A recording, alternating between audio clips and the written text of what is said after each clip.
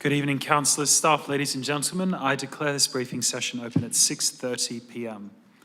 The proceedings of the briefing session are electronically recorded in accordance with the council's recording and live streaming of council meetings council policy, except for matters of a confidential nature. The guide in determining those matters of a confidential nature shall be in accordance with the Local Government Act 1995. Please note, briefing sessions are audio recorded and audio live streamed only in accordance with the council's policy. Meetings will also be made available on the city's website following the meeting. Members of the public gallery are reminded it is a requirement under the Meeting Procedures Local Law 2013 to act in a courteous and respectful manner when in the council chamber. You are asked to show respect to anyone who is exercising their right to ask questions of the council and/or deliver public statements. I ask that respect extend to such people whenever they are on city premises while waiting for or having taken their opportunity to ask questions or deliver statements. Under the local law, a person must not create a disturbance by interrupting or interfering with the orderly conduct of proceedings. This includes expressing approval or dissent, by conversing or by any other means. Using personal electronic recording devices to record anyone or the meeting is also prohibited under the city's local law. I would also like to remind members of the public to show proper respect to the city's elected members and staff during these proceedings. The next item of business is declarations of interest. Do any councillors have an interest declaration for tonight's meeting? Thank you. I have one to make. It's for item 13.1.2. It's an interest that may affect impartiality. It's that I live adjacent to a pedestrian access way.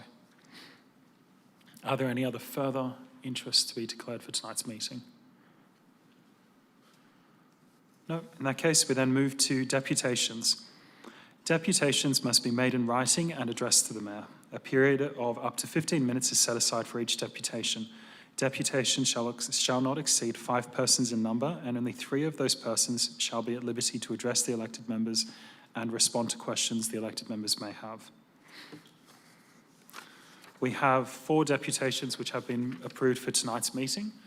The first is for item 12.9, annual review of the corporate business plan. That's Mr. George Coucher and Sue North, if you'd like to come forward.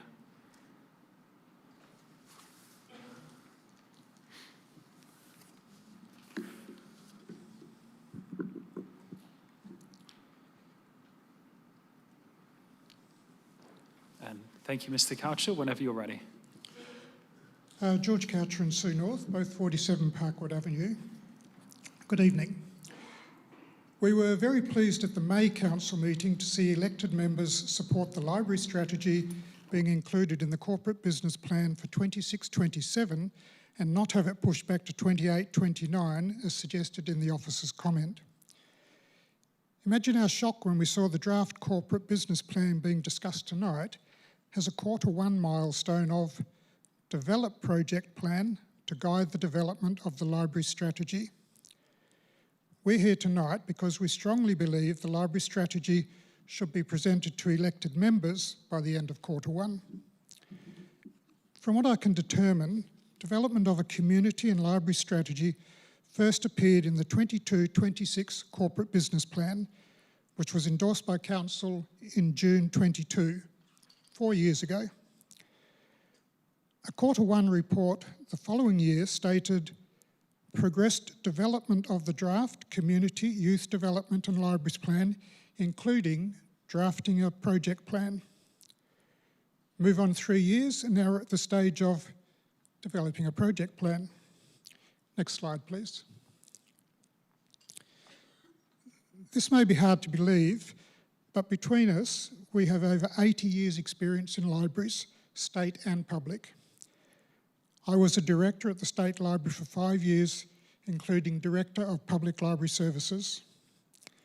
Sue is a Fellow with the Library Board of Western Australia for her work in developing the family literacy program, Better Beginnings. She also worked as a library manager at the City of Wanneroo and wrote their library strategy. Additionally, we have both led structural reform projects across the statewide library system. Next slide, please. We probably all know why a library service needs a library strategy. It's to provide clarity, planning for the future, setting priorities, providing accountability, guiding spending decisions, meeting community needs, and reviewing processes and services. It's good governance. Certainly, libraries can operate using an ad hoc approach, but to maintain what is really important to the community and actually improve the service while making savings, a strategy is needed to drive the changes. To ensure that Joondalup has an effective and sustainable library service that meets the community's needs for the next 3 to 5 years, it requires a library strategy now. This will ensure that all officers and elected members can make evidence-based decisions about service changes that maintain and improve what is important while still achieving savings. A library strategy doesn't write itself and does require work beforehand. For example, community consultation, looking at future service delivery, context and trends, and the city's strategic priorities. Much of this background work has already been done. Next slide, please.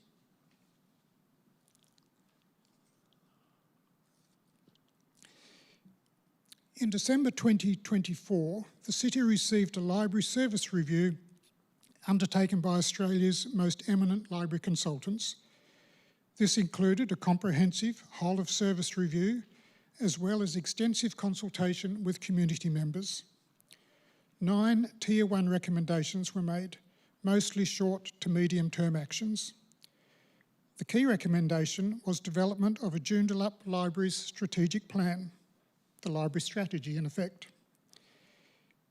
In addition to the 9 Tier 1 recommendations, there were 36 Tier 2 recommendations identifying opportunities for improvement. Many just require an appetite for change and will lead to savings in staff time and in the budget. There are almost certainly other savings that can be made without having a negative impact on service delivery to the community. Reviewing processes and the staff structure, for example, always reveals savings. Cutting opening hours at Woodvale, Whitford and Duncraig libraries from next month will have a negative impact on service delivery. Based on our experience, cutting hours invariably saves little in dollar terms, impacts working families and students, and inevitably leads to a deal of community ill will and pushback. Engaging consultants costs money, and to get full value, it's always important to act on recommendations as soon as possible. Already it is 18 months since the review was finalised. To not action the key recommendation immediately would be ill-advised given the City's current financial position. Next slide, please. Given the wealth of information in the review, writing a Joondalup Library strategy is now essentially a desktop project.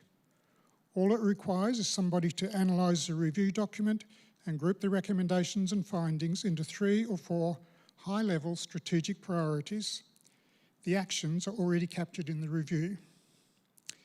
That said, there may have been changes over the past 18 months that require the addition of some further actions. Joondalup Libraries has already implemented some recommendations from the review, including employment of a senior team lead at library operations. This freed time for the coordinator to focus primarily on strategic matters. Writing a library strategy should fall squarely within their remit. One of the reasons given for lack of progress on the library strategy is resourcing issues, that is, lack of staff time. Notwithstanding the coordinator now having more time to work on strategic matters, Joondalup Libraries is very well resourced with professional staff.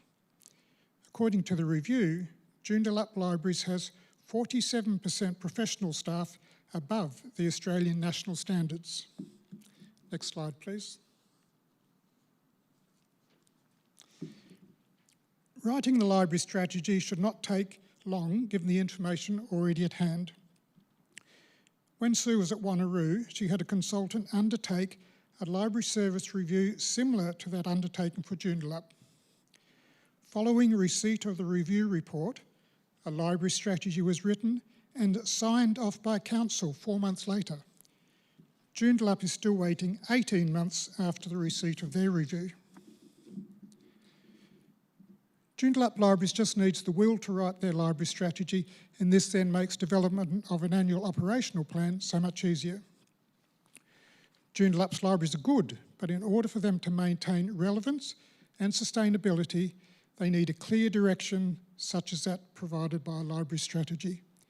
Next slide, please. Sue and I are not totally privy as to what a Joondalup strategic document should look like, but we do know what elements should be included in respect of a library strategy. With that in mind, Sue spent 5 hours, yes, just 5 hours, one weekend drafting the guts of a possible library strategy for Joondalup Libraries. There's still content to be added at the beginning, but she's very happy to share this document to help expedite the drafting process. Next slide, please. 4 high-level pillars. The draft also has associated actions and outcomes with timeframes to be determined. Our key message tonight is get the library strategy written and presented to elected members by the end of Q1. An endorsed library strategy will allow informed decisions to be made when looking for savings next year and in subsequent years. Now, I've done all the talking tonight, but Sue is available to answer questions. Thank you. Thank you, Mr. Coucher. Any questions, Councillor Chester?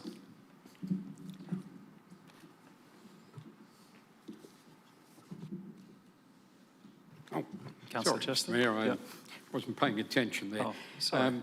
Mr. Coucher, I guess what you're saying in essence, if there was a dedicated strategy for library services, then we would most likely get properly informed outcomes from the city staff and councillors alike. Is that correct? Yes, I think it absolutely correct. I think it's really important to recognise that by having a strategy, you can make sustainable decisions about the future. And I think what concerns us at the moment is that we're in year 1 of 3-year budget savings, and it's very difficult to make sustainable decisions about what's most important to the community and what's most important to the future of the library service in supporting the community if you don't know where you're headed. Councillor Pizzey? Yes, thank you. How would a strategy, would that help evaluate what's most important to the community? Thanks for the question, good question. Yes, absolutely. I think there's been some really good community consultation done as part of the review, and I've obtained those community consultation documents through an FOI request. I've read all of the numerous comments from both library users and non-users. So you did a non-user survey as well as part of the review, and that gives you a really clear idea of what's important to the community about library services and what could be important for those who don't currently use the library service. So yes, it would do. Councillor? Yeah, just one more. When in the recommendations that were made, you've obviously done a lot of study on it. Was there anywhere in that recommendation that it would be a good idea to cut the hours of the libraries? No, in fact, one of the findings in the review was that as part of the community consultation, people actually suggested that they would like increased opening hours. Not one person said that they didn't think it was appropriate to open in the evenings. Thank you. Any further questions? Councillor Joondalup? Thank you, through you. First of all, thank you for the presentation. Always appreciated. Ms. North, based on your wealth of experience, I'd personally welcome viewing your strategic draft that you mentioned in the presentation. If that was okay with you to circulate. Thank you. Any further questions? That's all. Thank you, Ms. North, and thank you, Mr. Coucher. The next deputation on the list is Ms. Pauline Lewis. who is speaking on item 12.8, status of petitions. If you'd like to come forward.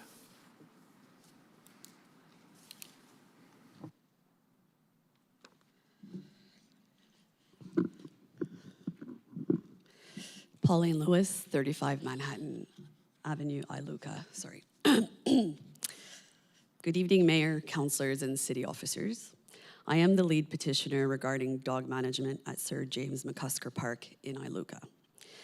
Thank you for the opportunity to speak this evening and for the time and effort that councillors and city staff have invested in considering this matter.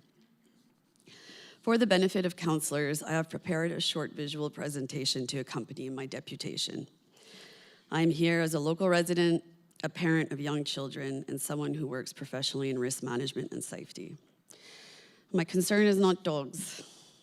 My concern is ensuring children can safely play and enjoy a public playground. This over here, you have first slide here, as shown on the screen. Sir James McCusker Park is one of the most popular family recreation spaces in Iluka. The playground highlighted in red is used daily by families with young children. It's heavily used. Importantly, this playground is located within a park that is entirely designated as an off-lead dog area. Over the past several months, I have submitted a petition, attended council meetings, asked written and verbal questions, made public statements, and engaged with councillors and city officers regarding safety concerns at this park.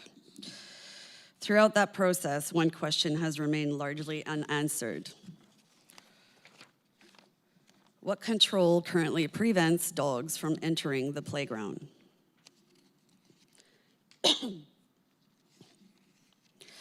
Because from what I have observed, the answer appears to be that we rely on dog owners doing the right thing.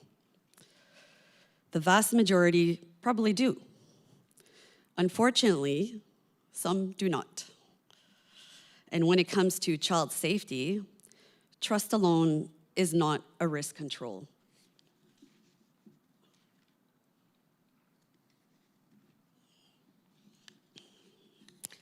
Next slide, please. As shown here, the playground is only partially fenced and dogs can freely access the play area through multiple entry points. There is currently no physical barrier preventing dogs from entering the space where children play. Next slide, please. These concerns are not mine alone. The examples shown on these slides are de-identified comments from residents who have raised concerns regarding uncontrolled dogs, dog waste, and safety issues within the park. While individual experiences may differ, they demonstrate that these concerns have been raised repeatedly over time.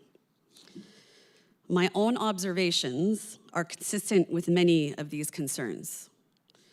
I have personally witnessed dogs entering the playground and both urinating and defecating within the play area while my kids are playing. Next slide, please.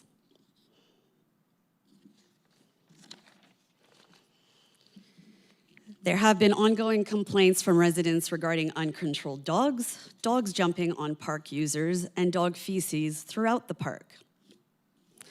I am also aware of a reported incident involving a 3-year-old child being bitten by a dog within the playground, not outside, inside. These are not theoretical risks, my apologies. These are incidents occurring in a playground used by young children. A playground should be a place where children can play, explore, and enjoy themselves. Parents should not have to be constantly watching for uncontrolled dogs, nor wondering whether a patch of grass beside the slide contains waste. Next slide, please.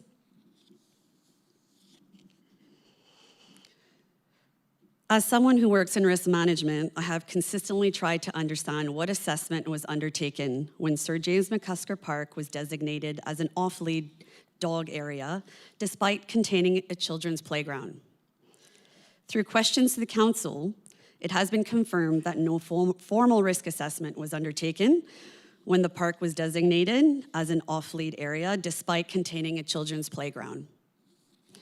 In my profession, if incidents occur and no assessment has been done or undertaken, the next step is not to maintain the status quo. It is to assess whether there is existing controls and adequate measures in place to prevent the risk from happening again. To me, that means the recommendation before council is being made without the benefit of a documented assessment of the risks to children using the playground. That concerns me. Good risk management is not complicated. We identify hazards, we assess the risks, we implement controls, and when those controls are not working, we review them. The current recommendation before council notes that rangers can be contacted regarding dog management issues. I appreciate the work the rangers do, but rangers are a reactive control. They attend after an issue has occurred. They do not prevent a dog to enter the playground. Next slide, please. Importantly, I do not believe this should be viewed as an all or nothing issue. There are practical alternatives available. A dog-free buffer around the playground, additional fencing, physical separation between off-lead exercise areas and children's play spaces, or other measures that prevent dogs entering the area in the first place. I also believe this presents an opportunity to think more broadly about the future of Sir James McCusker Park. Many neighboring suburbs have received significant playground upgrades in recent years with modern equipment and improved family facilities. Meanwhile, our local playground has seen relatively little investment by comparison. If the city is considering the future of this space through the dog management plan, perhaps it is also an opportunity to consider improvements that better support local families. I acknowledge that council must balance competing community interests. I understand many residents value off-lead access. And I love dogs, by the way. However, I do not believe child safety should simply be balanced away because a matter is difficult or divisive. Where a known hazard exists, incidents have occurred, and current controls are demonstrably ineffective. I believe there is a responsibility to consider whether better controls are available. Tonight, I respectfully ask councillors to consider whether the recommendation before you adequately addresses the risks that have been identified and whether further investigation of practical controls around the playground is warranted before maintaining the status quo. My request is not necessarily that council remove off-lead access from the entire park. My request is that council seriously consider whether children deserve a space within that park that is clearly separated from off-lead dogs. That seems like a reasonable compromise. A park can be welcoming to dog owners and safe for children at the same time. I do not believe those goals are mutually exclusive. At the moment, however, I am not convinced the current arrangements provide children with the level of protection they deserve. I respectfully ask council to consider whether the current recommendation provides sufficient assurance that children can safely enjoy this playground or whether further assessment and additional controls should be first explored. Thank you for your time and considerations, and I'm open to any questions or feedback. Thank you. Thank you for your presentation. Any questions? Councillor Gould. Yes, thank you, Pauline. That was an excellent deputation and very thoughtful. And thank you for your contribution. I'm sure this is going to help the city with their moving forward with the dog management plan. So you've made it pretty clear that you're not seeking to remove the off-lead access from the entire park, and I see that you're open to a compromise, and I appreciate and acknowledge that there does need to be a balance. I hear exactly what you're saying between the needs of the families, other park owners and dog owners. So in your view and your expertise in that, what would you see as a practical compromise? What would that look like to improve safety around the playground while still preserving those off-lead opportunities? And do you see a role for improved signage? Because I think there is a really small sign there.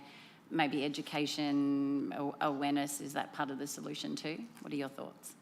Yeah, thank you for that. I think that's definitely something that would be good, having some signs around to be able to say that no dogs are in this area, or that, I guess the park is quite large as well, so there, we can make half the park maybe off-lead, and then on lead for the other half, or no dogs in that area in general. But I think in interim measures, it's more about ensuring that dogs don't enter the playground, right? After that child's been bitten, that scares me, and my children are afraid of dogs now since living in Iluka because of the dogs that have jumped on them repeatedly. So a fence, any dog buffer area zones would be appreciated in the interim. Thank you. Any further questions from councillors? No, that's all. Thank you, Ms. Lewis, for your presentation. The next person on our list is Mr. Rick Hurst, also presenting on item 12.8, status of petitions.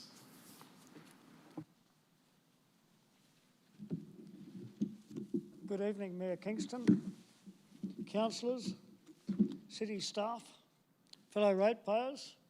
I wish to speak in regard to the petition on grass control.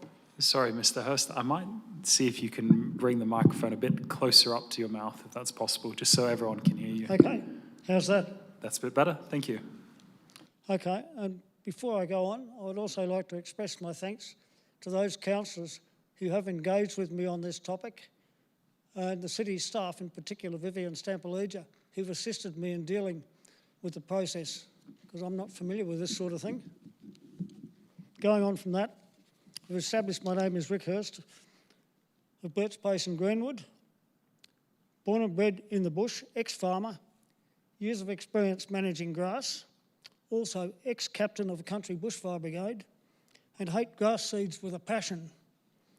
Very firmly believe that the only dry grass we should see over summer is that in a cattle grazing paddock, not anywhere on any land in the city of Joondalup. This petition has arisen from that background and concern on wastage of ratepayers' funds when observing 3 men, a truck, hose reel and pump unit parked at a roundabout on Allenswood, spraying scattered weeds, which I know that I could personally attend to with Micron Herbie in little time. The Herbie is a handheld controlled droplet applicator which produces an umbrella-shaped swath of 250 micron droplets by gravity feeding spray fluid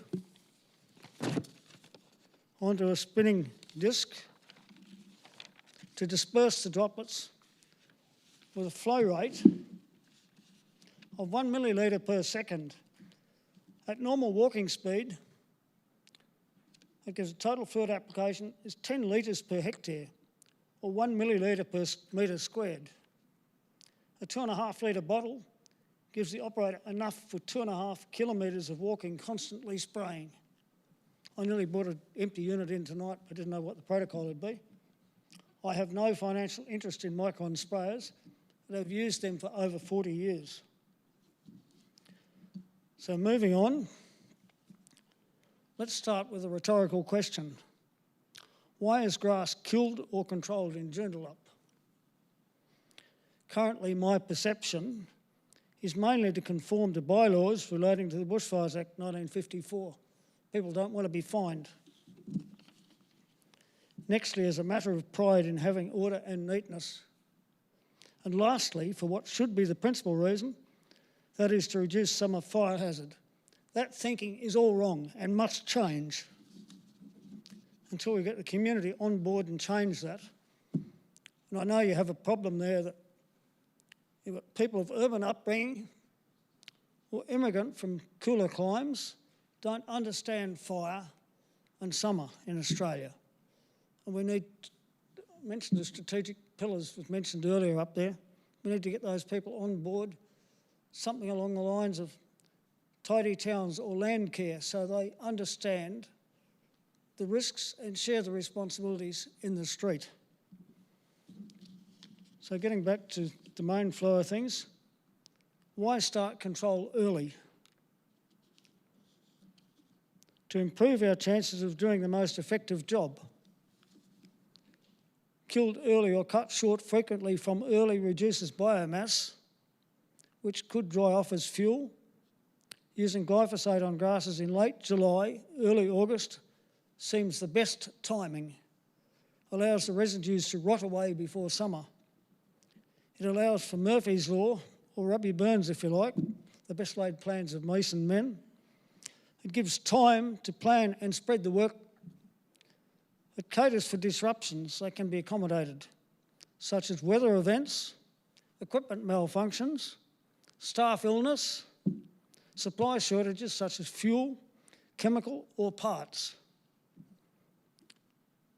As opposed to doing a rush job just in time, which is rarely up to standard or even completed, the job planned and executed in a timely manner can be 100% up to standard completion, resulting in maximised fire mitigation, minimised or nil seed set, lesser chemical needed on smaller plants early in the season, minimised future chemical inputs as the seed bank is depleted by effective, efficient control, leads to minimised long-term costs, minimises environmental damage on account of feral grass invasion of bush. The next point I'm going to raise is not a reflection on Joondalup people I've dealt with, but with other councils. Observations from many years of dealing with municipal officers indicate a problem when responses to reporting a serious fire hazard are, we can't do anything until fire season. By then it is too late. This must change. With encouragement, we can change the mindset of just accepting dry grass because it is summer into a mindset that thinks this is urban, this grass does not belong here. The benefits possible for Joondalup: tidier streetscapes, enhanced pride in our city, lower fire risk, minimal grass seed injuries to pets and children.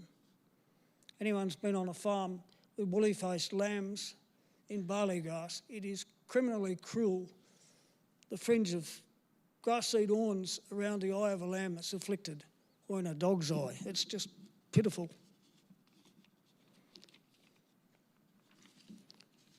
So I did some research on the net and I find we have missed a chance to be a total leader in this area. The East Gippsland Shire Council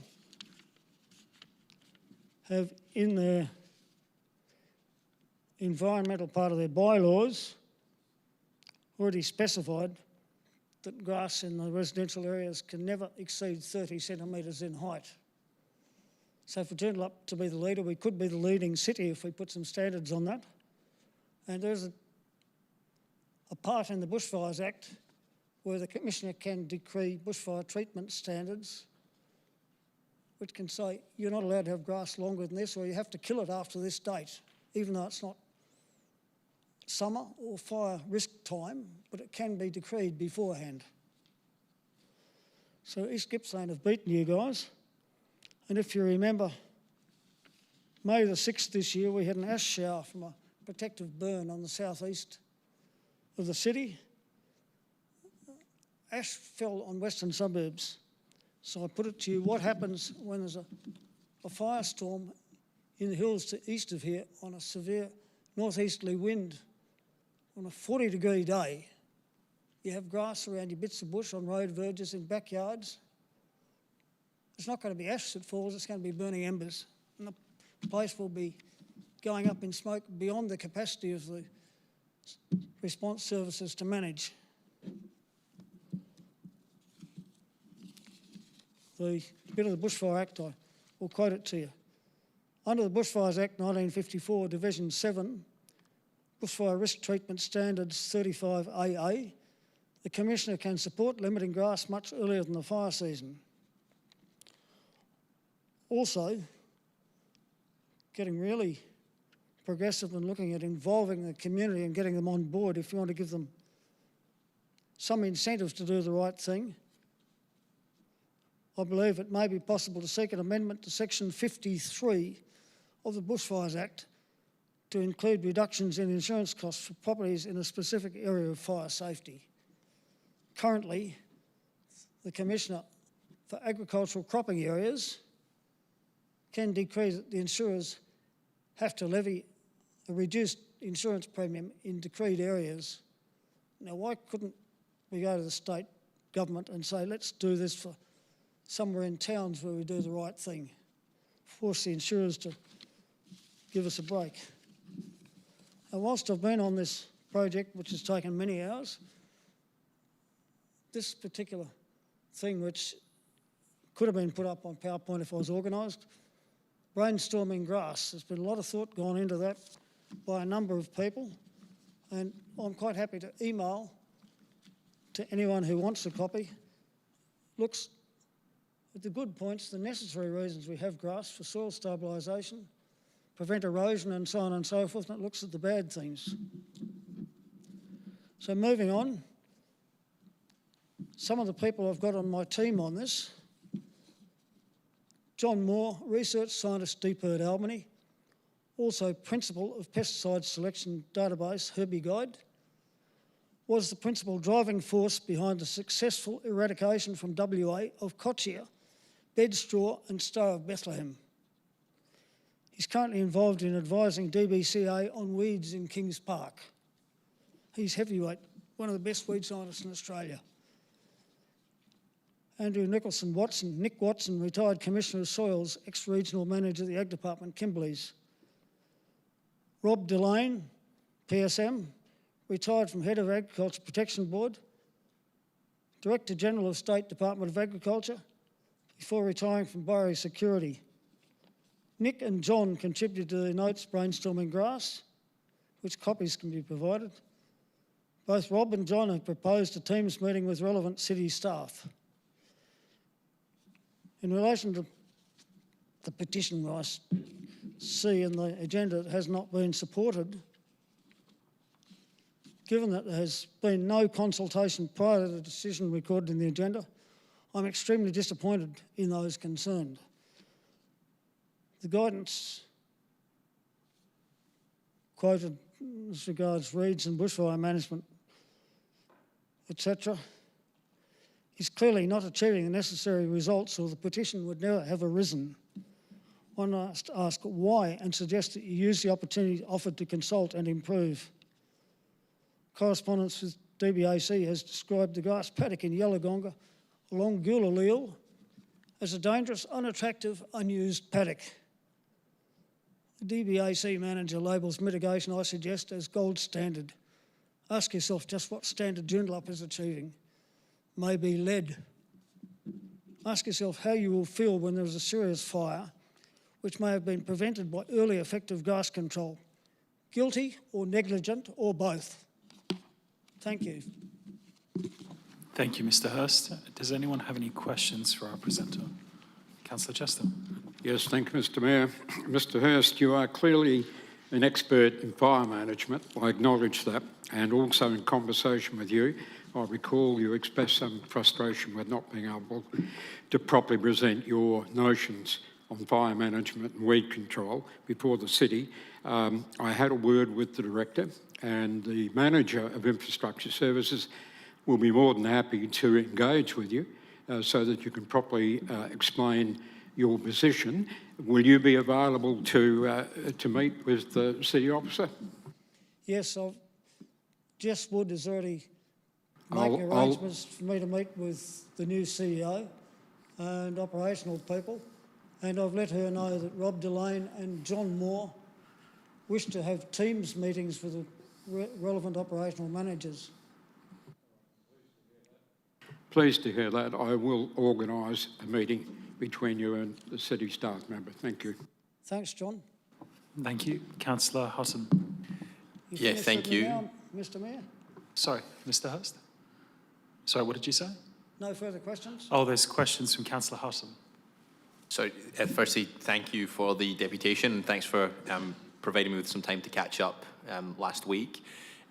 Just a question in regards to, you made an assertion about the potential cost savings involved with the equipment that you have used in the past. You made the observation that there was 3 contractors involved with the spraying of the weeds. How many contractors do you think would be required if we were to use the equipment that you're suggesting relative to the 3 that you observed? Well, the equipment I'm suggesting, the older model Micron Herbie is available from the eastern states at about $400 a throw. The current model is about $800 a throw. And as I think I've told the council I've spoken to, when these units were brought out in the 1980s, they weren't the best, and the marketing people in Australia failed them, and the micron industries in England were taken over by Spanish firm Guespa. And several years back, I contacted Guespa online and pointed out to them that the micron Herbie, when introduced, was underbuilt, overpriced, and so atrociously marketed they killed it, and had Henry Ford marketed the T-model Ford in such a manner, we'd still be using horses and carts for transport. But they have since improved the product. They haven't improved their marketing. And I've told everyone they are not a tool for the average crude, impatient labourer. If the city was to look at CDA applicators, my suggestion would be let's put 2 in any vehicle with the operator, so he's got a backup one, because you're dealing with fiddly dry cell batteries for little electric motors, and you're dealing with chemical solutions, corrosion. So if he's got one that works, if that one fails, he can keep going. And you need maintenance in the workshop, and you need training program. The Public Health Department some years ago didn't even know these things existed. Mr. Hurst, I'm sorry to say that we're just concluding our 15 minutes for your presentation now. So I'm sorry to cut your answer off there. Okay, thank you. But thank you. We'll be in touch about organising some meetings. Thank you. The next presenter is Ms. Michelle Kwok, if you'd like to come forward.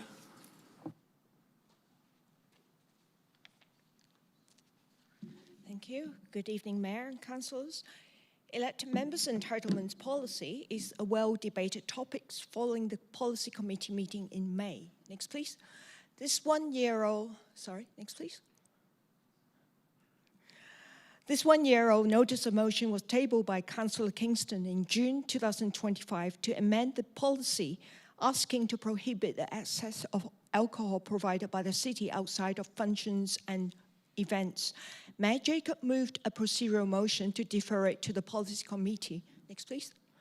The trigger for this notice of motion was from a 25 pages report tabled to Parliament by Auditor General after assessing whether 6 larger metropolitan local government entities effectively managed the issue, use and cancellation of purchasing cards.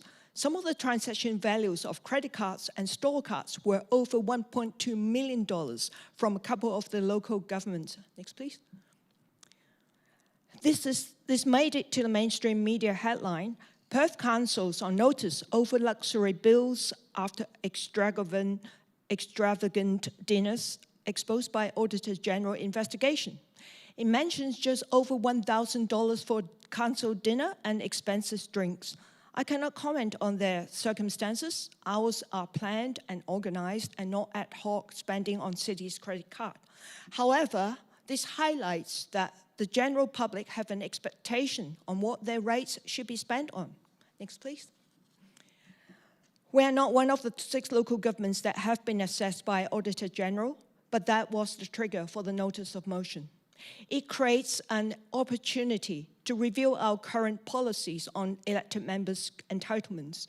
More importantly, it's about good governance, ensuring accountability, transparency, and ethical decision-making by setting good policies and guidelines. Next, please. Our local reporter also wrote an article on this following the report from the Auditor General on scrutinizing questionable spending by other councils on alcohol and dining perks. The article quotes a notice of motion and what Councillor Kingston said. I don't think that alcohol should be paid for by the ratepayers. Other refreshments, tea and coffee that can be served after meetings, but I just don't think that alcohol is the right way to do it. This notice of motion aims to set a good standard for the council and to avoid potential reputational damage. Next, please. After Mayor Jacob's procedural motion to refer the notice of motion to the Policy Committee, That was a 6 hours meeting. Next, please. During the policy committee meeting in July, Mayor Jacob moved another procedural motion without debate to refer it back to the CEO for a report. Mayor Jacob could have moved an alternate motion to ask for a report in June, but he did not. CEO did not prepare a report either because decisions rest with the policy committee. Next, please. This item appeared in the agenda of the policy committee meeting this February for the third time. The chair, Councillor Hutton, deferred this item to the next meeting. Next, please. Finally, its fourth appearance was during the policy committee meeting in May. Committee members got to debate and voted on the item. It was a 4-3 split, not in favour of the motion. I have the privilege to attend both policy committee meetings as they are now open to the public. I witnessed that some councillors have been very defensive in maintaining that having access to alcohol is beneficial to networking and unwinding while debriefing after meetings. I do respect their views. Next, please. There are a number of observations that I wish to share with you all. Firstly, it's the 5th time this turns up in the agenda through the act of continuously delaying actions or decisions. Perhaps they are avoiding reaching a verdict that they're not comfortable with. Apart from Councillor and now Mayor Kingston, who voted against its deferral every single time, not just the councillors who want their access to alcohol, but everyone else have deferred this item at least 3 times. Why? I think there's a lot to do with the cultural norms that shape alcohol use in Australia through social rituals, sport, and history. Next, please. Alcohol has been part of the national fabric since the early colonial days, when rum was so central to life that it was once used as currency. For many Australians, alcohol is a shortcut to comfort, a social lubricant that oils the gears of conversation. However, there's a kind of subtle social pressure that keeps drinking culture alive. I was drinking because it felt rude not to. Even life's most serious moments, wakes, funerals, or milestone birthdays tend to involve a toast. That's part of what makes reducing alcohol use so difficult. It's rarely seen as out of the ordinary. Next, please. Yet times are changing. Younger Australians are increasingly sober curious, swapping out weekend binges for fitness, mindfulness, and connection that doesn't revolve around the pub. The tide is turning. Some community clubs are now embracing alcohol-free sponsorships and providing safe spaces where young people can enjoy sport without exposing to drinking culture. A few major teams have started running dry zones at family matches, and grassroots programs are exploring healthier traditions like post-game shared meals or mocktails celebrations. Community expectations have also changed with time. Next, please. This was seen in the ABC podcast on the 20th of May, when most people have commented that alcohol should not be funded by ratepayers. The lady, Adrienne, that called in is a pensioner in Joondalup. She said she cannot afford to have alcohol whenever she has a meeting or with her meals. Do we think it's acceptable to ask her to pay for a councillor's alcohol? The comment at the top talked about zero alcohol at workplace. Acting CEO at the policy committee meeting states that the city has a zero alcohol tolerance policy. The only exception may be on Melbourne Cup Day or Christmas do. Next, please. This is the city's alcohol and drugs protocol for employees. Unauthorized consumption of alcohol whilst at work is prohibited. Workplace should be hazard-free, and city engaging safer, responsible behaviour to establish a workplace that is accountable and responsible with respect to community standards on the acceptable use of alcohol. Whilst councillors are not classified as employees, the ability to consume alcohol in council building creates a double standard. Councillors are seen as leaders and are expected to lead by examples, by setting good standard and not going backwards. Next, please. This is WA government good practice guidance for WA public authorities on providing gifts, benefits, and hospitality. Providing alcohol as part of hospitality arrangements has integrity and health and safety risks for the authority, that's local government, may not meet community expectations. They have a decision-making tool called the HOST test. Next, please. HOST stands for Hospitality, Objectives, Spend, and Trust. If we look at the last two on spend and trust, the benefit is alcohol and it's provided. Will public funds be spent? Yes. Is the expenditure modest and is alcohol being provided? Yes. Will public trust be enhanced or diminished? I would say diminished. Those are my answers. But is that what the community think? Next, please.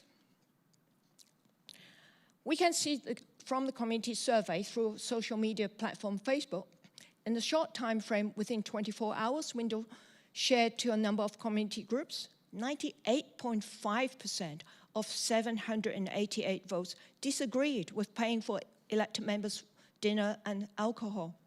I often attend community events and raise this issue with others. Most people are not aware of council matters and do not support alcohol consumption at ratepayers' expenses after they've been informed. One lady reckoned that it's so 1980s. Next, please. Alcohol consumption was mentioned a couple of times in the Public Health Plan 2026 to 2031 and the lifestyle-related risk factors. City of Joondalup average has a higher prevalence of high-risk alcohol use for long-term health comparing WA average. Personally, I think it's unethical to provide alcohol to our elected members based on the health risks associated. Next, please.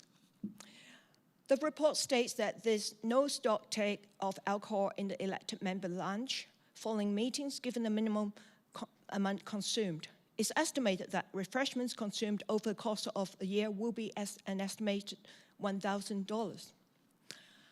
Part of the reason of minimal alcohol consumption is because half the council don't drink alcohol after meetings, and some of them don't stay behind. I know, because they often leave the building the same time as I myself. Also, the place is unmanned. One cannot simply make assumption with an educated guess. If there's no record keeping or regular stock take, one can also assume that kitchen staff go shopping and stock up as part of their food shopping routine without keeping track on how much alcohol has been purchased. Next, please. In summary, this notice of motion is about good governance, ensuring accountability, transparency, and ethical decision-making, reflected by setting good policies and guidelines. There is nothing personal in this motion. It is not about punishing councillors by taking away their drinks. Alcohol is not essential for councillors to perform their role, such as debriefing afterwards. It's a perk, a benefit, a culture, a tradition. However, as Auditor General states in her report, that in a climate where cost of living is a significant concern, we question if some purchases are in line with community expectations of responsible use of public money. We hear arguments about the cost of alcohol is minimal compared to the $124 million of revenue. With the cost of living crisis, people who struggle to put food on table will tell you it is not justifiable to expect them to pay for your alcoholic drinks. We can also look at this another way. If we pay for your alcohol, then essential service might have to wait its turn. We do have lots of revenues, yes, but they are allocated for other purposes. If we keep spending on non-essential items, something else will have to give. Next, please. The City of Perth is one of the 6 local governments assessed by Auditor General. Their council voted last month to make changes regarding reimbursement on their EM entitlements policy by removing alcohol and airfares. This is in line with community expectations as far as responsible use of public money is concerned. They will not want to risk reputational damage to the city. This has also removed the double standard, as most people do not expect alcohol consumption in a workplace. We had an opportunity to make progress last year, but we were set back. It's a blessing in disguise with the extra time. Opportunities are created to hear from the broader community's views. through mainstream media, podcast, social media survey, and a petition with over 900 signatures. Councillors, the message is very clear. Ratepayers expect our decision makers, that's the council, to act with integrity and handle public money carefully and responsibly. Alcohol as non-essential item needs to go, and elected members' dinners can be substituted with volunteer appreciation functions, which is far more cost-effective. Thank you for listening. Thank you for your presentation. Councillor Pizzey, do you have a question? Yes, please. Thank you for your presentation, Ms. Kwok. I just have a question. What do you think about community members who find that the dinners are beneficial to their volunteer work in the city? Sorry, can you repeat that, please? What do you think of the community members who find those dinners beneficial to their volunteer work in the city? I actually was out in Duncrae. I was planting. I saw the committee members. I was asking for signatures in the petition last Saturday. And in the Duncrae Edible Gardens, there were a few people working there. And one actually felt it's very extravagant, the dinner itself. So because with the actual appreciation function, it's 3 times cheaper. And you get to network and mingle with them. So this is from their own words, not mine, that they felt they've been to one and they thought it's very extravagant and, 3-course meals and sorry. Have you ever been to one of the councillors' run dinners? Not the dinners, no. But I've been to volunteer appreciation. I'm on one of the committee as volunteers, and I do a lot of Yellowgonga Coast Care and the different friends groups. Mostly 2-3 times a week planting. Thank you. I still have a question. Time's now expired, though. Ah. Yeah, we've come to our 15 minutes. Questions. I'm happy Yep. to answer if you want to email. Thank you. We now move to public question time. There's a set of procedures relating to public question time, and I ask that you follow my direction at all times. You have the opportunity to ask 2 questions, and your question should be directed to myself as chair and be asked in a polite and respectful manner. Questions asked at the briefing session must relate to a report listed on the briefing session agenda, and we keep a register of those people who are wishing to ask public questions. The first person at the head of our list is Ms. Faye Gilbert, if you'd like to come forward. If you could state your name and address for the record.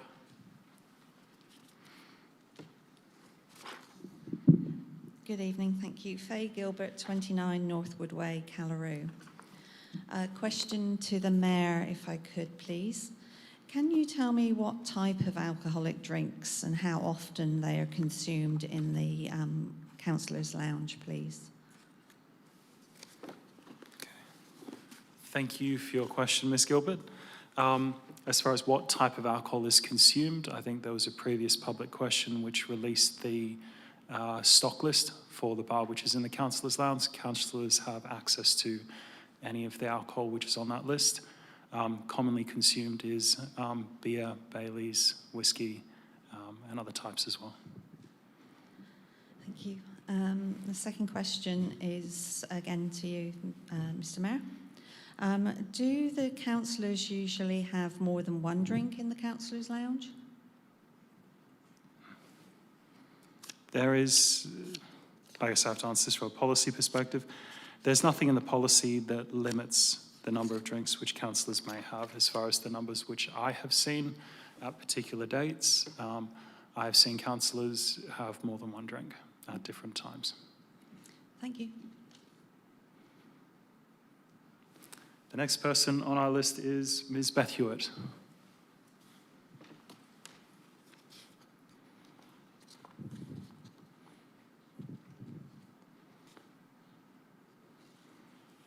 Beth Hewitt for Woodview Court, Edgewater. And a question to you, Mr. Mayor. Although the Council Lounge is open to all elected members, are there any who consistently do not participate in post-meeting drinks? And if so, how many of the councillors choose not to use this particular option? As far as, again, under the policy under clauses 3.2 and 3.3 state that all elected members have access to the refreshments in the lounge. As far as individual elected members, that's up to the individual elected members' choices. There have been, because of the public interest in this, a number of elected members who have raised with me confirming that they do not access the refreshments in the lounge. That is myself, Councillor O'Neill, Councillor Gould, Councillor Mercer. There may be others also who do not access alcoholic drinks. There are others who do and others who don't. But as far as the ones who've confirmed with me, that I can say for certain that's the case. Thank you. My other question is in relation to the budget. I haven't had an intense look at everything in it, but I still would like to know, how does the council intend to repair the $132 million hole in the asset renewal budget and ensure our roads, parks and existing infrastructure are properly maintained? Thank you for your question. We'll go to Director Claassen or Director Humphrey. Director Claassen? Yep. Thank you, and through you, Mr. Mayor. I think in terms of the budget, that is not an identified, as you call it, hole in the budget. That was identified as potential backlog on road renewals. What we've indicated to council, that we're undertaking a asset condition assessment of our total transport asset class, and that will be presented back to council in the next financial year. The data collection has been completed. We're waiting for the information back from consultants to get that back. And then based on that, we'll get a much better understanding of what that backlog might look like at this stage. Okay, thank you. Thank you. Are there any, oh, sorry, the next person on our list is Ms. Sue North.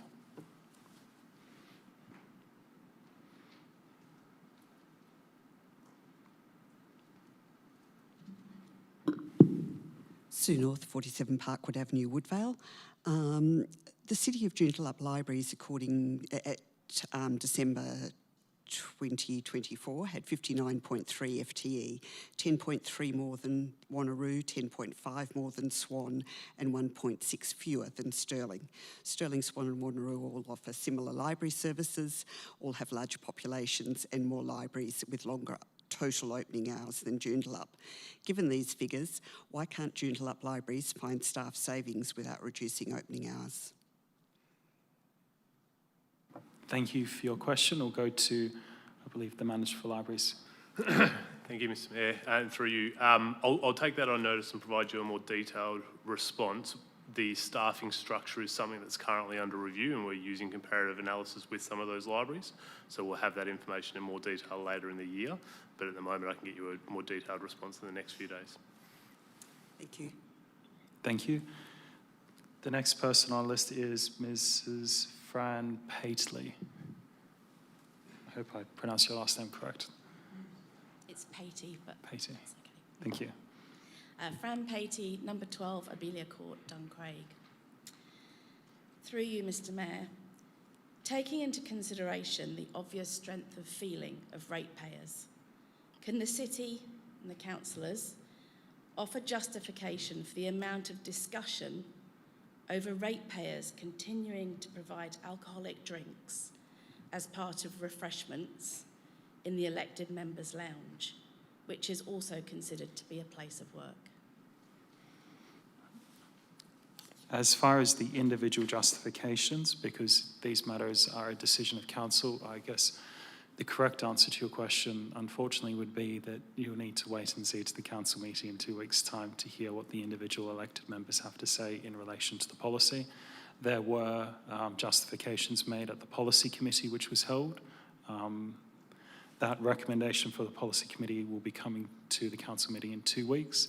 A number of individual council members made justifications for the policy at that meeting, and of course the item was voted through.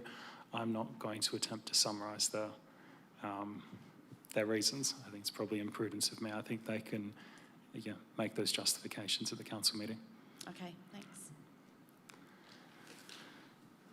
The next person on our register is Mr. Sideris.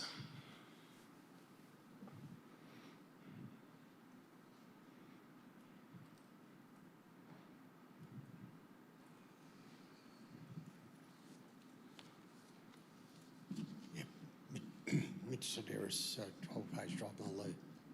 Is this working? Yes. Before I ask the question, the confirmation of the minutes of the previous council meeting, are they considered to be on the agenda and questions asked, enabled to be asked on it? On the confirmation of minutes on the previous agenda item? Yes. I will just get some governance advice on that one. Sorry? No, I don't think they can. They're not a report on the council agenda itself. So the procedures for briefing sessions limits questions and statements to reports on the council meeting agenda. So my first question then is, with regards to responses received to public questions, where do I address the inadequacies of the answers and responses received to question 2 and question 3 as submitted by me in writing? Are those the ones to this meeting? No, the question is, where do I submit them? Where do I submit them? We'll go to the Director of Governance. Through you, Mr. Mayor, could you please clarify the question? Because I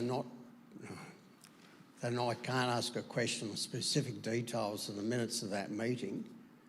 If the inadequacies of the responses received to those questions are submitted to the previous council meeting, where and how do I submit those? Through you, Mr. Mayor, you can address them to the city and to me as the Director of Governance and Strategy, and I will follow up with those. If you outline the particular issues that you have with regard to the responses, I'll have a look at that. Thank you. Thank My you. next question refers specifically to at the annual general meeting of electors, there was a motion passed and supported by the city regarding the declaration or identification of state and federal funding and how that was to be spread against our capital works and effectively put into our budget. Where in the capital works program and the budget that's being presented at the next council meeting will I find that specific detail and breakdown of that particular state and federal funding?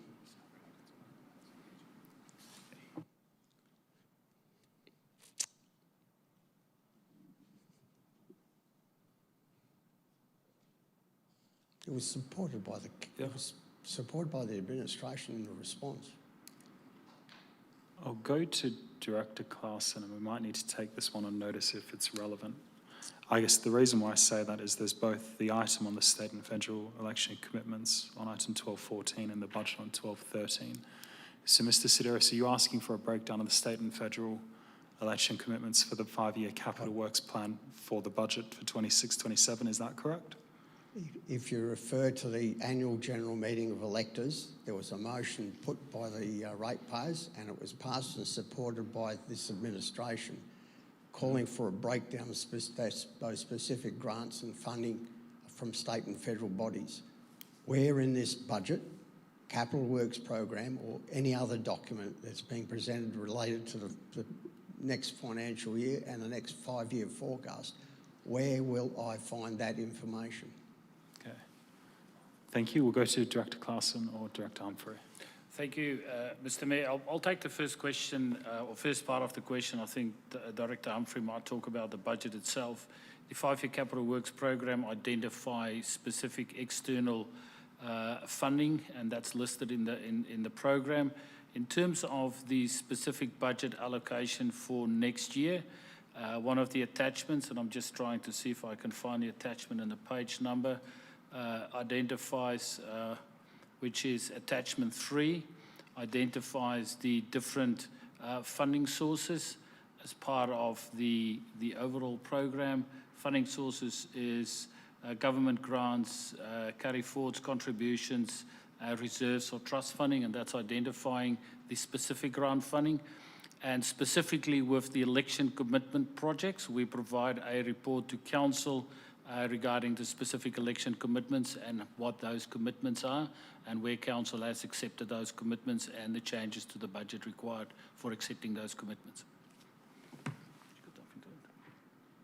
The question related to the capital works program and the budget details and how it was broken down into those areas. going back into previous documents and reports doesn't answer the question. Thank you. Thank you, Mr. Sideris. Is there anybody else in the public gallery who wishes to ask a question? Yes, if you'd like to come forward and state your name and address for the record.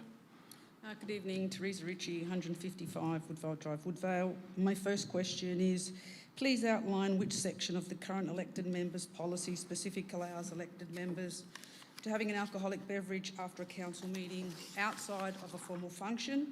And should this practice continue given that this place is a workplace and that 98% of ratepayers do not support elected members drinking?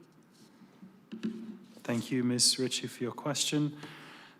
That goes to clauses 3.2 Roman numeral 8 and 3.3 3.3a Roman numeral 1. Both of them have the same wording, which says in relation to the entitlement both for the mayor under 3.2 and the deputy mayor and councillors under 3.3. The wording of the policy states access to the electors' members' lounge and refreshments. For refreshments includes... Refreshments is a broad term. So refreshments includes what's in the lounge. So should it not be specific and limit alcoholic beverages? Is that a second question? Yes, if you like. That's my second question. Should the entitlement policy then limit the refreshments to refreshments and not alcoholic beverages that the ratepayers have to pay for? Yep. As far as the question, should the policy be drafted a particular way, that's up to the determination of the council of how the policy should be drafted. There's proposed changes to it, and that will be heard at the council meeting in 2 weeks' time. Thank you. Thank you. Is there anybody else in the gallery who wishes to ask a question? Ms. Kwok?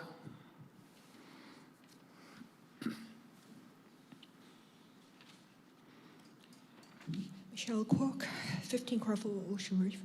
Good evening, Mayor, Councillors. Questions relating to my deputation on the item 13.1.7.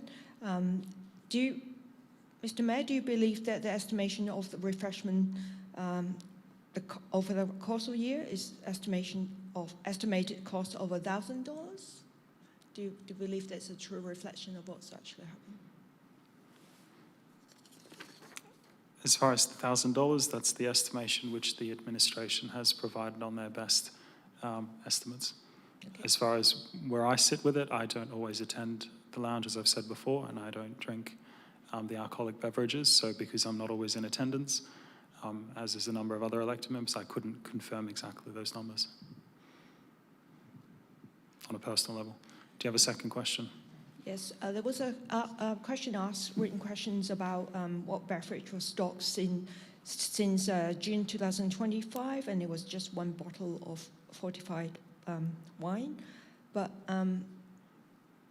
all these councillors saying they drink beer all the time. Where does that come from? We're at the end of public question time. I'd like to have a motion to extend. I'm willing to move, seconded by the Deputy Mayor. All those in favour of extending public question time? Thank you, that carries unanimously. Sorry, and against? Unless, no. Thank you, Councillor May. Ms. Kwok, sorry, your question was? Yes, there was a written question submitted last month about on the same topic about beverage has been stopped since what beverage has been stopped since June 2025, and the answer was just purchase a bottle of fortified wine. But all these councillors said they've been drinking beer all the time. So where's that come from? In the answers to the council at the last council meeting, there was a stock take which was released. In the stock take of the bar, it did say that there were other alcoholic beverages which were available. I'll also go to the relevant manager as well. Through Mr. Mayor, no, there's nothing further to add to your request. Councillors may request a particular type of beer that be stocked, but it would usually be available for our functions and events as usual. So councillors may request beverages, but we're not obliged to accommodate those particular requests. Okay. Thank you. Are there any further questions from the gallery? No? I'm actually just going to go to Councillor Hutton. I see you're looking at the meeting procedures. Is there something procedurally you'd like dealt with? Sorry, I'm not wanting to interrupt the flow of the meeting. I was just wondering if there was an opportunity for a clarification on a previous comment that you made. You made a statement outlining individual council members who have chosen not to partake in the lounge, and obviously you signalled that those were the individuals that had communicated to you, and then you then went on to state that there were individuals who have also let you know that they do not consume alcohol in the lounge, but then you didn't list those individuals. So I'm just wondering if there was... Would you like me to clarify? Well, I was just wondering if there could be maybe a fullness to the answer provided. Sure. To prevent any maybe misunderstanding about the situation. I think that's probably very appropriate. As far as the elected members who have said to me explicitly they do not attend the lounge for varying reasons, that's Councillor Gould, Councillor Mercer, Councillor O'Neill and myself. I rarely attend. As far as councillors which have stated they do not consume alcoholic beverages, it's the same councillors, but then also yourself, Councillor Hutton, and Councillor May as well. And also Councillor Hill. Councillor Hill. Yes, if I may, I think, Mr Mayor, you will recall at the committee meeting what I said, but I made it very, very clear at the committee meeting that I attended as an observer. So I didn't... Well, my apologies. I certainly don't feel that I need to write you a follow-up email to confirm what I said at the policy meeting. Thank you. Thank you, Councillor Hill, for the clarification. If there aren't any further, we'll move forward. Any further clarifications? No, there being none from other council members, we move on to public statement time. There's a set of procedures for public statement time, and I request that you follow my direction at all times. You'll have 2 minutes to make a public statement, and it must be directed to myself as chair and be polite and respectful. We keep a register of those people willing to make public statements. The first person on our list is Ms. Faye Gilbert on item 13.1.7. If you'd like to come forward and state your name and make your statement. Thank you. Faye Gilbert, 29 Northwood Way, Callaroo. Councillors, our community cannot believe you are still debating self-serve alcohol in the Councillors' Lounge, especially as you aren't meeting your core deliverables to our community of not operating under deficit and keeping up with maintenance of our facilities we do have. We expect leadership from our council and not a double standard as COJ staff, including the senior management and CEO, work in an alcohol-free environment. Councillors should be no different. Your own policy says alcohol must not be consumed while undertaking the role. If that rule is being followed, then this alcohol serves no official purpose. It is simply for personal enjoyment. Using public funds to supply alcohol in this way is outdated and inappropriate. I have worked with state government boards responsible for multi-million-dollar portfolios. They operate effectively without alcohol, just tea, coffee, juice and water, and they do fine. They couldn't justify spending public money on a luxury like alcohol.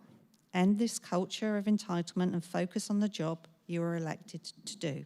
Thank you. Thank you, Ms. Gilbert. The next person on our register is Ms. Suzanne Apps for item 13.1.6 and 7. Suzanne Apps, 11 Pennant Place, Woodvale. Regarding the elected members' entitlement council policy, mayors and councillors, I addressed council on the 2 items before you regarding the elected members' entitlement policy.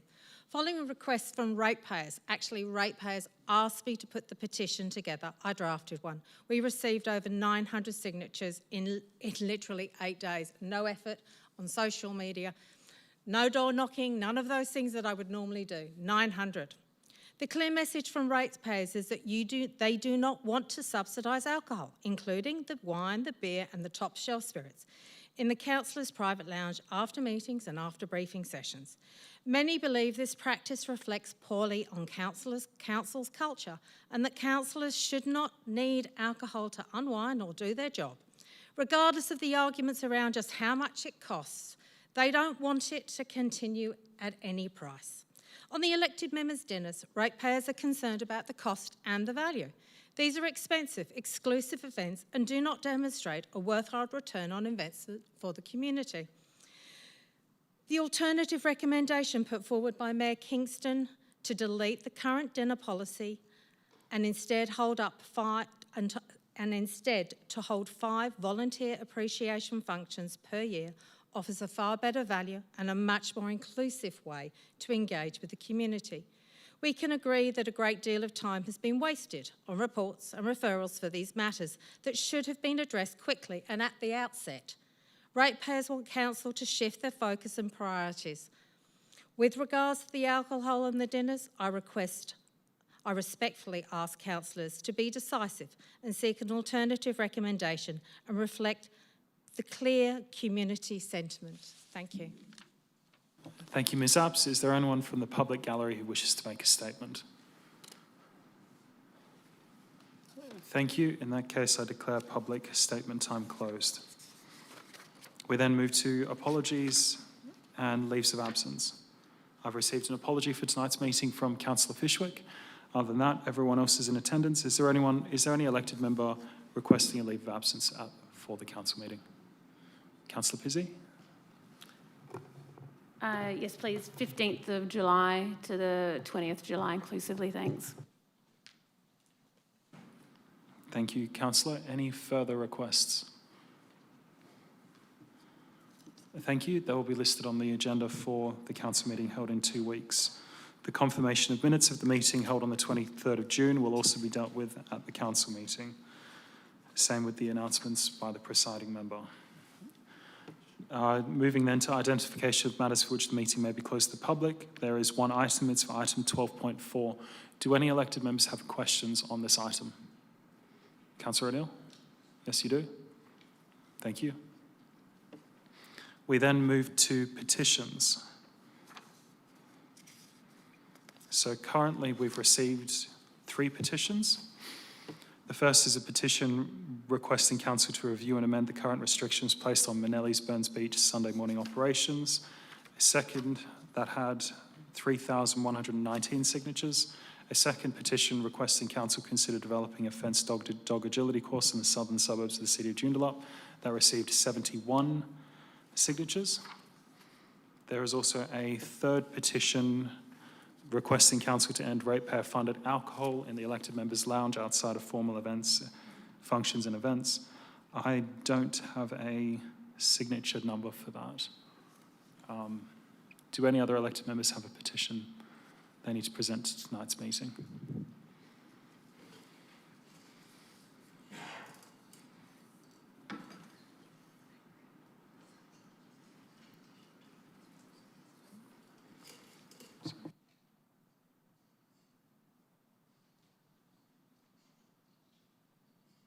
Thank you. As far as the signatures for the third petition, I know there was roughly 850 signatures which were received online, plus further signatures on paper copies which haven't yet been counted. We then move to the reports section of tonight's agenda. There will be a presentation on item 12.13, which is the draft budget. As is our usual practice, I'll work through the items sequentially.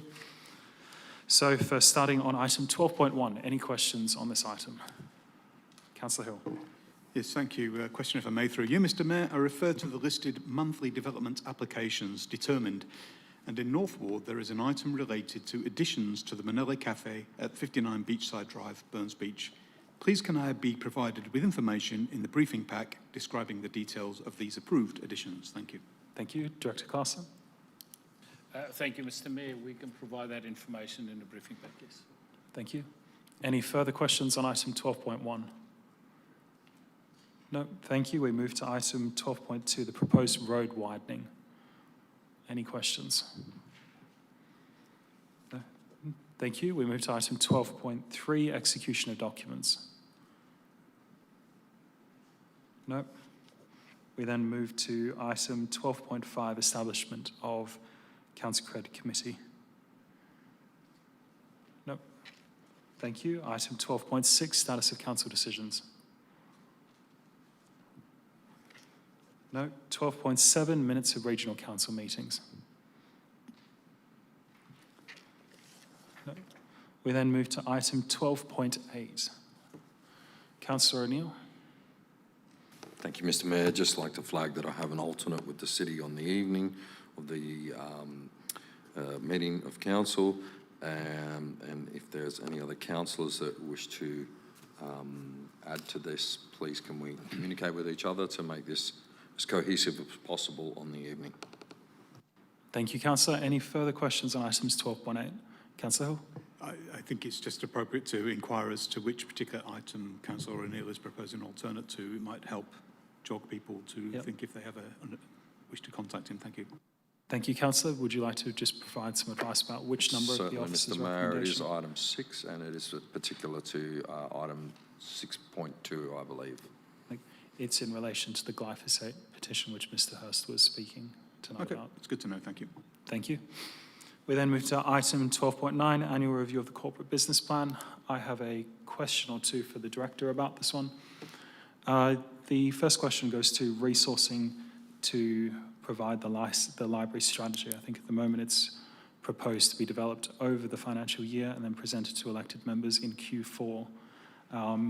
The presenter tonight spoke about the ability, or in her opinion, the more free resource of the library's coordinator. Could you comment on the resourcing that's available, given that I believe there's been some sort of positions which have moved around there, which has freed up the library coordinator? Thank you, and through you, Mr. Mayor. The coordinator, so the addition of the library strategy into our corporate business plan was only enacted at the last council meeting. Prior to that, we had a full schedule of projects already listed within our corporate business plan for 26-27. So the addition of the library strategy wasn't something that we had planned for anyone in our team to be completing during that year. The coordinator themselves has a significant project load within a lot of improvement programs from the library service review that we're working through at the moment. So adding in the library strategy within that quarter will delay some of the projects that we're currently working on that have come out of the library service review. It's beyond purely an impact within the community development and libraries team, as well as also the strategic and organisational development team, who would be assisting in the drafting of the strategy as well. Yeah. And just further in relation to your response, you said about programs from the library review, that you're working on those. And of course, the library review, one of the key outcomes with the first tier of outcomes, given I've read the strategy, talks about, the review talks about creating a strategy. So why move forward with sort of the programs under the review and not deal with the strategy first? Yeah, thank you, and through you. The library service review had 45 recommendations from memory. I think a strong majority of those were quite clear in what the outcome and what the objective of those recommendations were. The library strategy wasn't going to add any additional information for us to continue into those projects. Of the 9 priority recommendations, we've already completed 3 of them and have another 4 that are currently underway. So the library strategy will add some value in the future in terms of the direction of the library service. But in regards to some of the changes that we're making now that are informed by the library service review, the library strategy isn't required for that. Yep. And as far as the question of bringing forward the creation of the library strategy to guide further programs, it's proposed, as I said earlier, for it to be in Q4. If it was moved forward to Q1 or Q2, say the end of Q2, so in 6 months' time, what type of implications would there be? We have engaged with the consultant that completed the library service review. There is an option that if council's desire is for that to happen within the first quarter, to utilise that consultant to help us develop the strategy, obviously at a cost. Within the first 6 months, or within Q1 and Q2 of next year, we're working through the review and the finalisation of the regional homelessness plan and the development of a new access and inclusion plan. The access and inclusion plan is a statutory obligation we have. If we were to fast track the library strategy into that period, it would more than likely have some impact on either or both of those projects as well. See, and could you just clarify for us the delivery in the quarters for which those projects are? So the access inclusion strategy and the regional homelessness plan? Yeah, through you, Mr. Mayor. The regional homelessness plan is a bit of a complex one, given it's connection or the partnership we have with the City of Wanneroo. So we're not in complete control of the timeline on that. That's in consultation with the City of Wanneroo. At the moment, we are working towards that coming to council probably in Q2. And then the access and inclusion plan, we are hoping to come to council, I believe it'll be in Q4, but the development or the project planning and some of the initial consultation is expected to take place later this calendar year. And then following up on just the question about the complexity of creating a strategy, given the review's already being completed and the programs and the recommendations that came out of the review, it tiered them and broke them into different categories. Is there really that much work that needs to be done to transform that into a strategy? I say that because a lot of the actions seem, having seen it, a lot of the actions seem to all be there. I know the strategy is a bit more sort of aligning as a whole of organisation rather than just, but I'm trying to understand, yeah. Yeah, thank you, and through you. The actions or the recommendations that have come from the Library Service Review, if that was to be create, or if they were to be enshrined within a document, it wouldn't be a strategy, it would be within some kind of action plan. I think the request to develop a strategy looks beyond those service recommendations into what's the purpose of the library. So it's a higher level question than looking at purely the actions that come from the Library Service Review. Setting the direction for the next 5 to 10 years of the library, I think, requires that additional time to get that right. The implementation plan that comes from that will then look at a lot of the recommendations that come from from the Library Service Review. Yeah, thank you. I'll just flag that I may move a alternate just in relation to the library strategy, but if I could get recommendations on that of whether that should be delivered in Q1, 2 or 3, as just sort of options and what might be the implications on that. As I said, it may or may not go forward, but if I could just get an alternate which allocates those into those different quarters, and then I'll probably have a discussion with you just about what's involved and what's probably appropriate with the resourcing. But I just sort of flagged that maybe where I'm going with it, but it's probably best to include that at the briefing session. Any further questions? Councillor O'Neill. Thank you, Mr. Mayor. Just a follow-up question from answers that were just given earlier. Just wondering if we could have some idea of the cost of the consultant, if you mentioned the consultant, if we can get some broad ideas of what would be involved, who would be involved, approximate costings and timeframes. Thank you, and through you, Mr. Mayor, I think Ms. North referred to the consultant that developed the library strategy being one of the preeminent library consultants in Australia. Our understanding is they are the only dedicated library consultant in Australia. The unfortunate reality for us is they're based in Melbourne, so getting them to come and do this work brings those additional costs. It would be anywhere between $10,000 and $25,000 depending on the scale and the scope of the works. Thank you, Councillor. Councillor Pizzey. Yeah, thank you. Through you, Chair.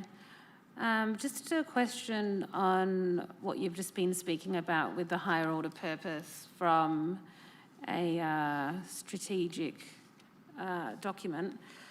Without the strategy and no higher order purpose, how can we be sure reducing library hours is the best option? Thank you, and through you, Mr. Mayor. Without a strategy, we do have a number of documents that provide us a higher level clarity of the role of the libraries. So that being internally the corporate business plan and the strategic community plan. Beyond that, there are a number of strategic and action plans through the state libraries, the public libraries, WA, and some other entities that give some clarity around the purpose of public libraries within the government structure. In regards to the question about the impact of the library opening hours, that was a response to the requirement to meet the budget parameters for 26-27. It was one of a number of options that were considered, and it was considered the least impactful when we were considering how a reduction in opening hours would impact on the community. Councillor?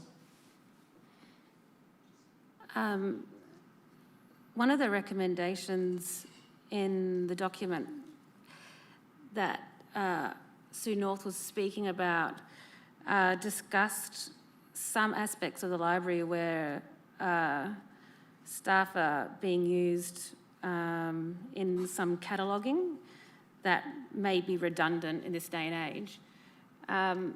Did the city consider moving those staff to a different space in the library to free up staff in other areas? Through you, Mr. Mayor, I'm hesitant to answer the question in too much detail because I don't want to. The question alludes to an impact on some current employees' employment with the city. Any change to the city's organisational structure is likely to impact in a redundancy, and I don't want to influence that or even raise the spectre of that for staff who may or may not be affected as a result. We looked at a number of different options as to how we could reduce the operating budget of the libraries. We've done a number of projects that have looked at the efficiency of what we call our central services, so our internal back of house functions.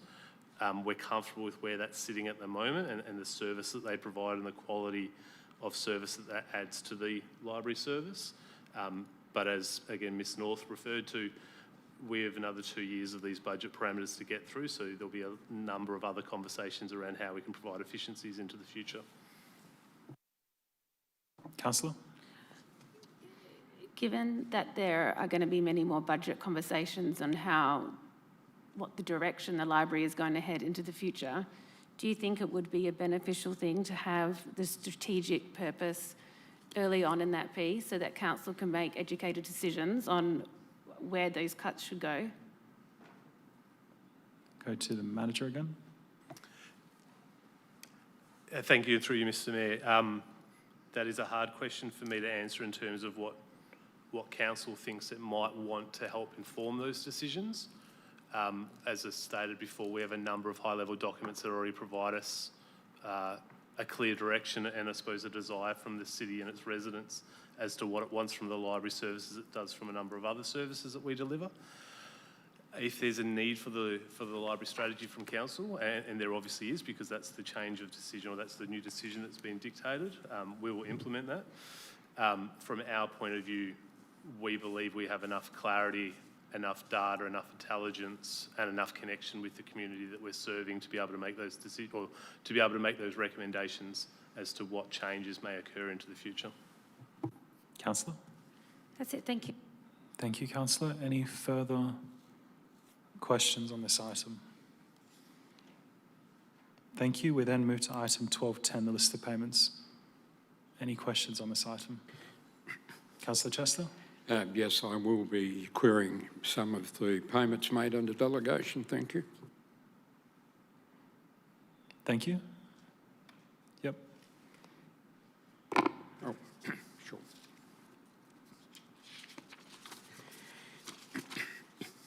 Firstly, page 243, $40,000 for the Australian Institute of Management. Just curious about what that was pertaining to. Thank you. Thank you. We'll go to Director Humphrey. Thank you, Mr. Mayor. And responding through you, the city engages the Australian Institute of Management to provide a number of courses. I'll take the question on notice and provide details in the packs of what those courses are and how staff can access them. Councillor Chester. And on the following page, 244, I'm looking at structure inspections, about a third of the way down the page, $14,439. And I'm just wondering what structures needed to be inspected and what was the outcome. Thank you. Director Humphrey. Through you, Mr. Mayor, we'll take the question on notice. It's not necessary that structures needed to be inspected, but we do routinely inspect all of our structures to make sure they're safe and compliant. But I'll provide the details in the packs. All right, thank you. Page 246, very top item, lighting costs for Duncraig Adventure Hub. And I'm just wondering, that's nearly $5,000. I'm just wondering over what period of time that was. Director. Through you, Mr. Mayor, again, I'll take the question on notice. That doesn't look like a power consumption bill, though. That looks like some form of repair or upgrade, but I'll take the question on notice and provide the details in the packs. All right. Councillor? Yes, page 247, third of the way down, comprehensive sand cleaning. I assume that is for the sand patches under playgrounds. That cost nearly $21,000, but I'm more interested in what the outcome was. We're still finding the odd syringe. What are we finding in that process, please? Director Humphrey. Through you, Mr Mayor, I'd have to take that question on notice and provide the details in the packs. Thank you. Councillor. And finally, on page 254, this is to do with electricity generation, and it involves Synergy, $147,960, and it relates to various locations. That is a considerable amount of money, but I don't know what exactly it involves. So if I can have just some details on that, I'd appreciate it. Thank you. And that's finally all I've got. Thank you. Director. Through you, Mr Mayor, I'll take the question on notice. It is a substantial bill. It does look like it for a range of contestable sites, but we'll take the question on notice and provide the details in the packs. Thank you, Director. Thank you, Councillor. Any further questions on the list of payments?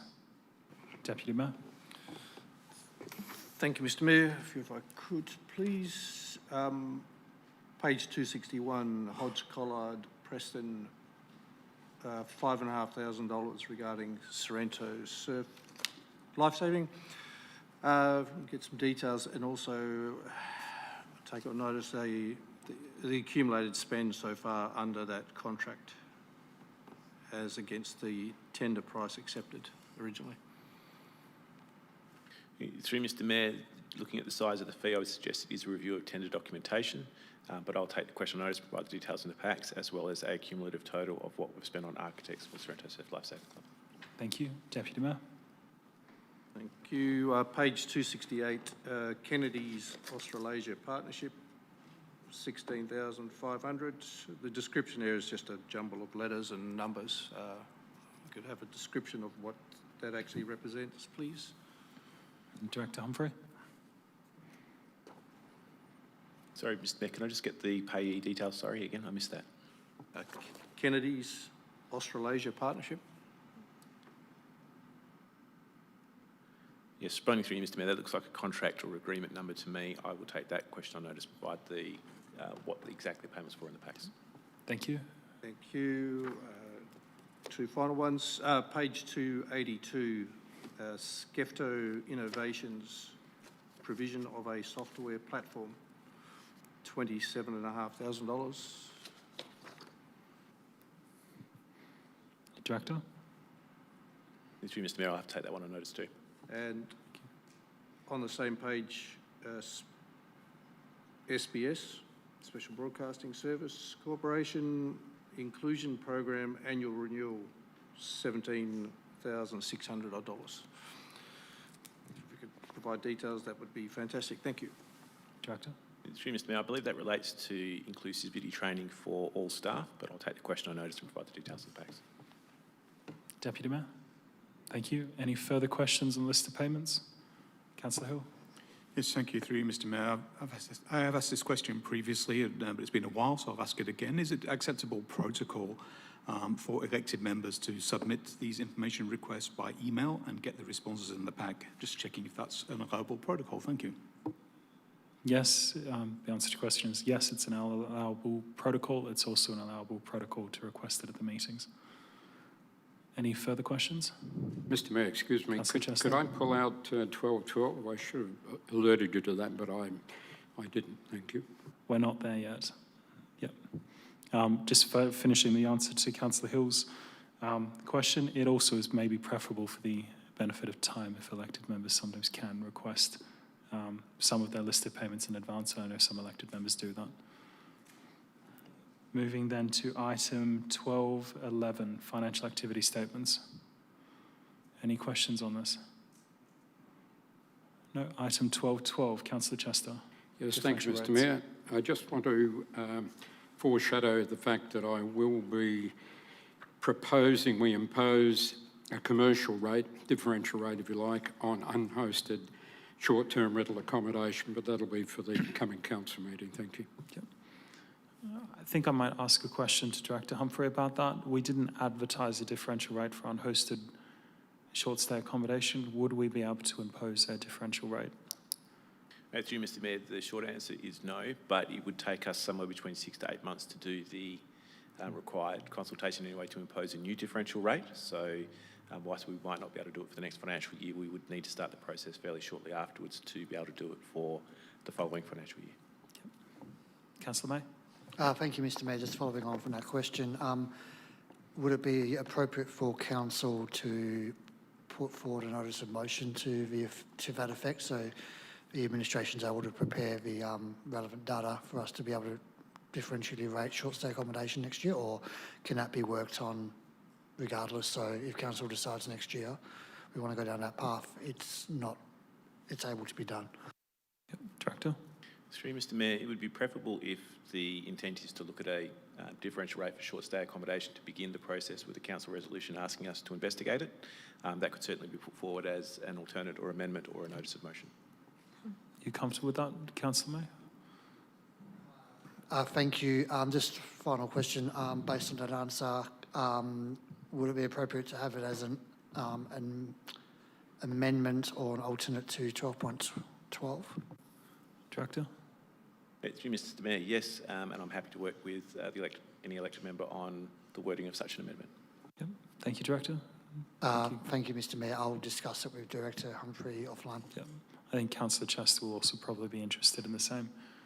Any further questions? Councillor Hill. Yes, thanks, through Mr. Mayor. Just checking when the schedule is for the reports to be circulated. Director.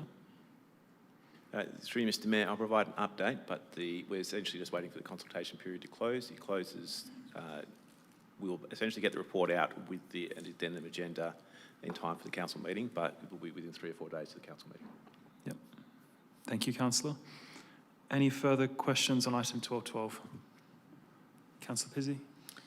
Yeah, just in regards to short stay accommodation, particularly unsupervised, it's my recollection that council had a strategy session maybe 6 months ago. Is that correct on this? Go to Director Humphrey. I don't think it was a strategy session. It was a discussion at the policy committee about changes to the planning scheme and the uniform changes the state government had brought across the state. But this item is on imposing a differential rate. So if we're going to discuss short stay, it's probably not relevant to the item unless it's in relation to imposing a differential rate. It's in relation to that. Yeah. Councillor Pizzey. The question was in relation to that. So when I get an answer from that, my next question will be follow on. Okay. The answer was no. No to... No, we didn't have a strategy session on it. Have it was there... at the policy committee. Okay. So the question is, has council raised in the past the idea that we should be looking into short stay accommodation and creating a differential rate for that kind of accommodation? Director Humphrey. Through you, Mr. Mayor, has been discussed informally several times. One of the things that's changed in the last 12 months is now a requirement for property owners to register with the state authorities when they intend running unhosted short stay. It was discussed, if I recall correctly, at a policy committee as you've outlined. I believe it may have been raised in one of the budget workshops as well. However, we haven't had the opportunity to undertake the required consultation to establish a new differential rate for the coming financial year. Councillor Pizzey. Can I just get a better understanding of why it takes 6 months to work out a differential rate for those properties? Director. Yes, Mr. Mayor, the continuing the differential rate that's been in place for some 10 to 15 years requires literally the notice period required under the Act. If we were going to impose a new differential rate, which is a substantial change of council policy, there would be a requirement under our consultation policy to seek feedback from the public before implementation of that. So that's where the additional timeframe would come into it.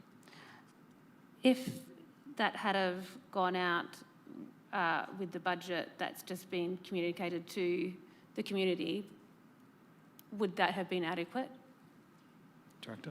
Through Mr. Mayor, I don't believe so, and I think the risk that we would also have had to manage is in the event we receive significant negative feedback, it would have impacted the budget being considered by council as well. Councillor. No further questions. Any further questions on 12.12? Councillor Hutton. Yeah, just in regards to what's actually going to be presented to council at the council meeting, I know there was a motion moved at the last meeting around requesting options. Will there be options presented in this motion, or will there be a recommendation, or am I therefore required to request alternates be prepared? Director. Through Mr. Mayor, we would normally only present a report with one recommendation. However, we have prepared 3 separate rate models that will be made available to elected members to consider in the next few days if they wish to prepare alternates or amendments. Yep. Councillor? Yeah, I will ask the question here as well. It's also relevant to the next item, so if you want me to wait, happy to wait. But obviously the city has parameters that set around 2% above CPI, or up to 2% above CPI for increasing rates over the next 3 years. I just wanted to check what the reference point is we were taking. I just note the recent quarter data for CPI that came out showed inflation at 3.9 for Perth. So I was just curious with where we've got, I guess, 4.4 from. Through Mr. Mayor, we took the inflation reading, I believe, from March. I will check with the senior financial analyst to be sure of that, because of the time it takes us to prepare the budget. As I've said, though, we have also produced rate models at the 5.95% figure discussed at the last council meeting, and that will be available for elected members to consider prior to the budget coming back to council. Councillor? Yeah, and just obviously if it can be provided in the pack, I would just particularly like clarification around the CPI figure we're using and where we've sourced that from. Because as far as I can tell for that quarter, it was 3.9. So I'm just, yeah, if that can be provided in the pack, would very much appreciate it. And obviously looking forward to seeing what the options are presented, and I can request alternates later on if required. Director? Through Mr. Mayor, happy to provide that information in the packs. There are a number of figures that are often quoted for CPI, whether it's the national, state or Perth CPI. So we'll provide that information in the packs. Yep. Thank you. Councillor? Yes, so I guess for the fullness of the pack, I will just be requesting that there is a motion available for councillors that contains us to the CPI figure as per the 2% budget parameters. But obviously, happy to wait for the feedback to come through. Thank you, Councillor. Director? You always can provide that, yes. Thank you. I think we've probably actually moved to talking about item 12.13, but there's a presentation. Director? Thank you, Mr. Mayor.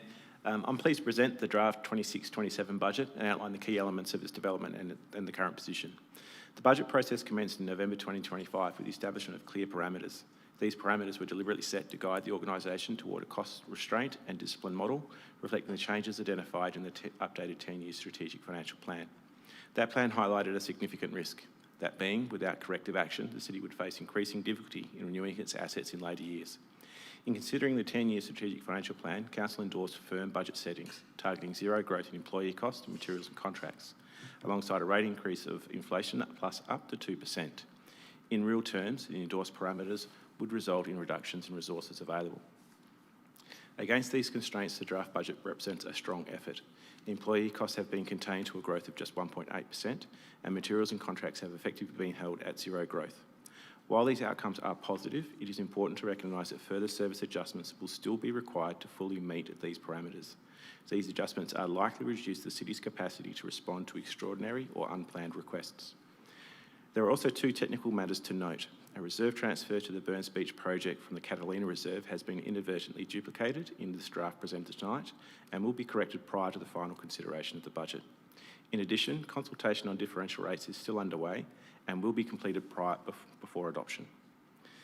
Preparing the budget is a complex and detailed process, and amendments, while possible, require sufficient lead time to ensure all financial impacts are properly accounted for. If councillors wish to consider amendments, early requests will assist us in providing accurate and complete advice. It is also important to highlight that any decision to reduce the proposed rate increase below the current 6.5% will need to be balanced through adjustments elsewhere, most directly through reduced transfers to the Asset Renewal Reserve. While this could be revisited at the mid-year review, the long-term effect would be to delay the restoration of that reserve to its optimal level. In context, the proposed rate increase represents a total increase of 15.2% over the past 7 years, an average of just 2.2% per annum, significantly below the inflation experienced over that period. Finally, I would note that the draft budget reflects a meaningful improvement in the city's financial position. The operating deficit has reduced from $13.1 million to $6.5 million, and the net cash generated from operations has improved by $8 million to $27 million cash per annum from operations. However, there's still more work to be done. Achieving a fully balanced budget will require continued discipline in both expenditure and rate setting. And with that brief introduction, Mr. Mayor, I'm happy to take any questions that may be. Thank you, Director. I know, Councillor Chester, you've got a question. Yes, the question. Yep, just before I go to you, I'm just going to give a small clarification to a previous answer that I gave to Councillor Pizzey in relation to strategy sessions. There was a small discussion. I received advice from the officers that there was not an item which came to strategy sessions dealing with short stay accommodation. But my recollection says that there was also the LPS review where there was a small discussion about changes to the LPS and how that dealt with short stay accommodation, although it didn't deal with differential rating. It's just that I provide you that clarification. Thank you for the clarification. Councillor Pizzey. Sorry, Councillor Chester. Yes, thank you, Mr. Mayor. I'm quite encouraged by the comments of the Director about the budget, but I would ask, is there any way that we can put a hold on the enormous quantity of misinformation that's out there in the community? When I say I'm encouraged by what the Director has said, I am indeed, but it needs to be clearly exhibited out there where it really matters most. So I guess the question is, could we please publicise the commentary that the Director just gave us? Thank you. I'm just going to ask you to clarify your questions so the Director can answer. Which misinformation are you talking about? And so then we can have commentary which addresses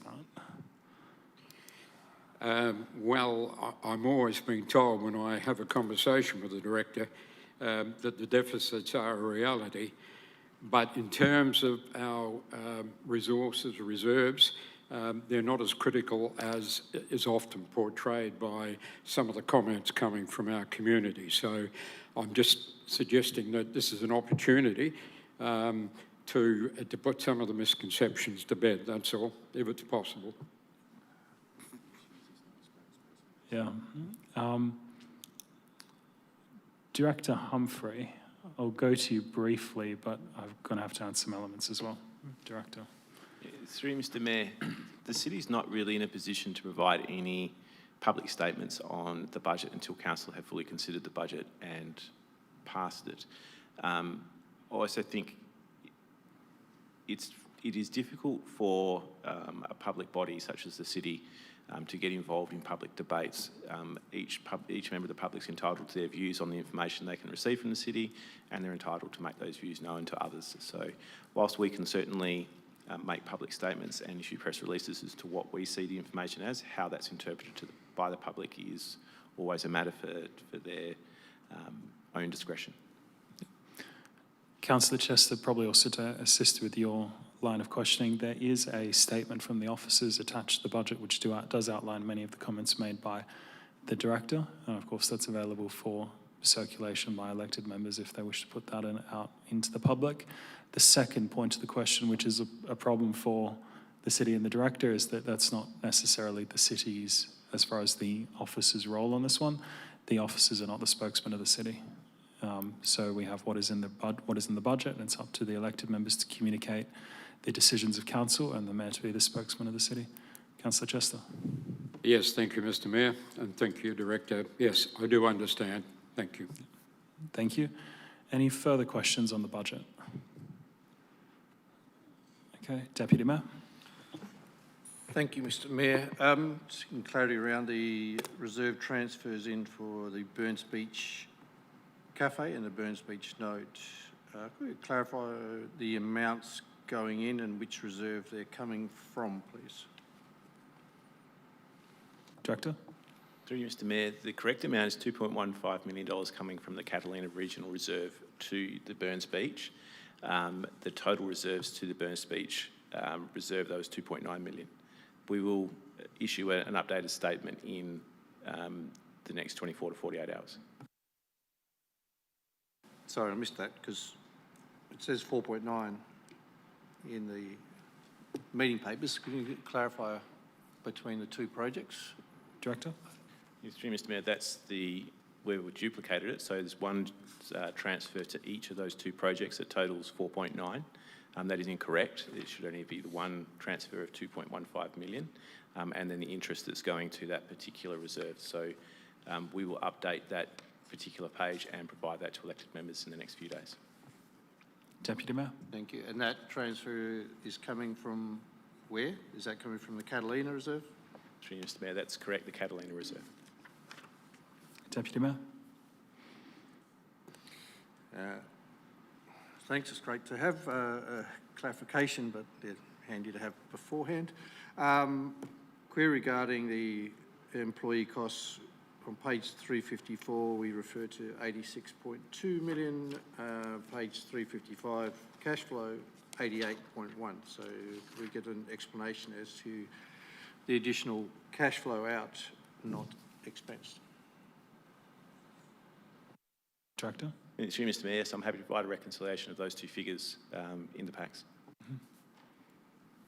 Deputy Mayor? Thank you. As part of that, could we seek also please I suppose, how we believe the employee provisions forecast will drop from 24 million down to 23, noting it had increased from 21 to 24 in the previous financial year. So we had a significant increase the previous year, and now we're forecasting a drop by what is exactly $1 million from what we forecast for the end of this year. Director? Through Mr. Mayor, again, I'll take it on notice to provide a reconciliation for elected members. However, one of the significant changes between this year and last year is the provision for back pay. That will have made an impact on the provisions for employees, but I'll provide that information in the packs. Deputy Mayor? Thank you. Are there any other changes to the papers that we should be aware of that will be advised of? Director? Through you, Mr. Mayor, not that I'm aware of, but if we do find any other anomalies that need correcting, I'll be sure to make sure they're available to elected members well ahead of the meeting and clearly identified in that copy. And thank you. As a last question, we'll probably raise that in the major projects program. Thank you. Thank you. Any further questions on the budget? I know we've already had some in the last item as well.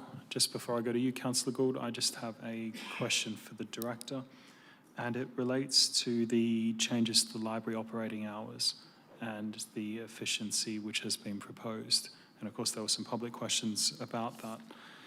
Is it possible to achieve the efficiencies by leaving the library open for the same amount of time, but then just changing the rosters? So moving some people to start earlier, some people to start later with the FTEs, given that some of these libraries operate above, say, the number of FTEs, which would be the standard level in other libraries around the state. Thank you. Through you, Mr. Mayor. Yes, it is possible. It's hard to quantify or even qualify what impact that would have on the remainder of the service if we were to stretch the rosters like that. Yeah, I can't really answer the question in much more detail than that, unfortunately. So, is it possible if you could take the question on notice, and so we can provide a discussion in the pack about what would be the implications of that or not? If it can't be done in the briefing pack, I'm fine if it takes a bit longer to fully work through. Thank you. Through you. Yeah, it's probably not something we can model within a couple of days. It's probably something that would take a few weeks. Yep, that's all right. If we can just try and get it before the council meeting, just so I've got, given that these changes are going to be occurring as a result of the budget, just seeing if there's a way of actually allocating the staff time to stretch it. Yeah. Thank you. Any further questions? Councillor Gould, sorry. Thank you. So just looking at this from me as a new councillor and as a ratepayer, have we really tightened it enough? Like, do you feel happy with the savings that we've made? If we could find another $1 million somewhere, is it hiding somewhere? have we, have we looked at all the available savings, or are there any other opportunities or even projects that could be possibly just shelved for a little bit? Thank you. Director Humphrey, or... Yep, Director. Through you, Mr. Mayor, there's a long and a short answer to that question. The short answer is yes, there's always more savings that can be made. The long answer is council needs to consider that against the impact that will have on services. We've had a discussion here this evening on library operating hours, for example. The reality the city faces now is any further cost reductions are going to result in reductions in service levels, and that needs to be a considered debate informed by proper advice. So that will take time for us to identify those savings. Can we find another $1 million in the next week? Probably not. Not without having potentially unintended consequences on service provision. As I said in my introductory remarks, though, we have another 2 years of achieving these parameters. It's going to take working together between the city and the council to actually make sure we can hit those parameters. And there's still a lot of work to be done in that space. So we will need to find savings, but it will need to be done in a way that minimises the impact on the services we provide. Councillor Gould. And thank you. I'm just getting sort of clarity for myself, first budget and all. So are we making meaningful progress on this asset renewal backing, or are we just sort of maintaining the status quo? Are we getting somewhere, yeah? Director Humphrey, or Director Claassen? Director Humphrey. Through you, Mr. Mayor, yes, we are making progress. As I've said, the deficit has reduced by nearly half in the first year, and the cash available from operations to renew the city's assets has increased from 19 million to 27 million in 1 year. That's a pretty good outcome for 1 year's worth of effort. If we can continue that for the next 2 to 3 years, the city will be in an extremely strong financial position. Councillor. Thank you. Anything final? Councillor O'Neill. Thank you, Mr. Mayor. Look, it's just something as Councillor Gould was talking about it. I'm happy to take the question in 1214 as well, because the two are actually interlinked. I'm just wondering if in our packs we could get some information in relation to the costings of what the city has outlaid based on the last financial year and this coming financial year, state and federal government election commitments, what those sort of dollar figures would be there, having what we've accepted, what that dollar figure would be, and what it means to the city and costings for the ratepayers. Director Claassen. Thank you, and through you, Mr. Mayor. The election commitments from the last election is what we report on to elected members, and I think over the last couple of months we've reported in November and I think in March, and there's one for the June council meeting. There we make it very clear what the commitments from the city is towards those election commitments. In terms of some of the previous election commitments, there was an expectation for a contribution from the city. If I look at the coastal shared path, that was a renewal project. We had to renew that path anyway. I think we got around $8 million from the state government election, and we had to contribute, I think, 1.5 of the overall cost. Now, we would have had to do that anyway. There's some improvements to Chichester Park where there's a city contribution. That was components of renewal components that's linked to that project but not funded by the election commitment. We can pull that and provide as much of that information in the pack as we can, but I think we'll see what we can pull together for you. Thank you. I have just a further question for, it's probably for the CEO or one of the other directors. In relation to adding an additional point to the budget item about a future restructure or organisational review, would the director and the CEO be happy to work with me to add an additional point, given that we've been discussing the budget parameters and organisational efficiencies to make sure that we are having an appropriate spread across the organisation to find efficiencies within the workforce, whether that's restructuring and, yep. Mr. CEO? Yeah, through you, Mayor, yes, we would be willing to work with you on that. Yep. Thank you. Councillor Hill. Yes, thank you. I have questions relating to a financial health scorecard that I've seen some reference to, and I'm not sure if there's any reference at all to it in this budget. Could I seek some clarification on which organisation generates that financial health scorecard? Thank you. It's the city who generates them, the councillors endorsed it. Director Humphrey. Yeah, through you, Mr. Mayor, that's correct. I believe what people are referring to in the comments I've seen is the evaluation of the city's financial position that's in the 10-year strategic financial plan. That will be reviewed again following budget deliberations, and an update of the SFP will be provided to elected members.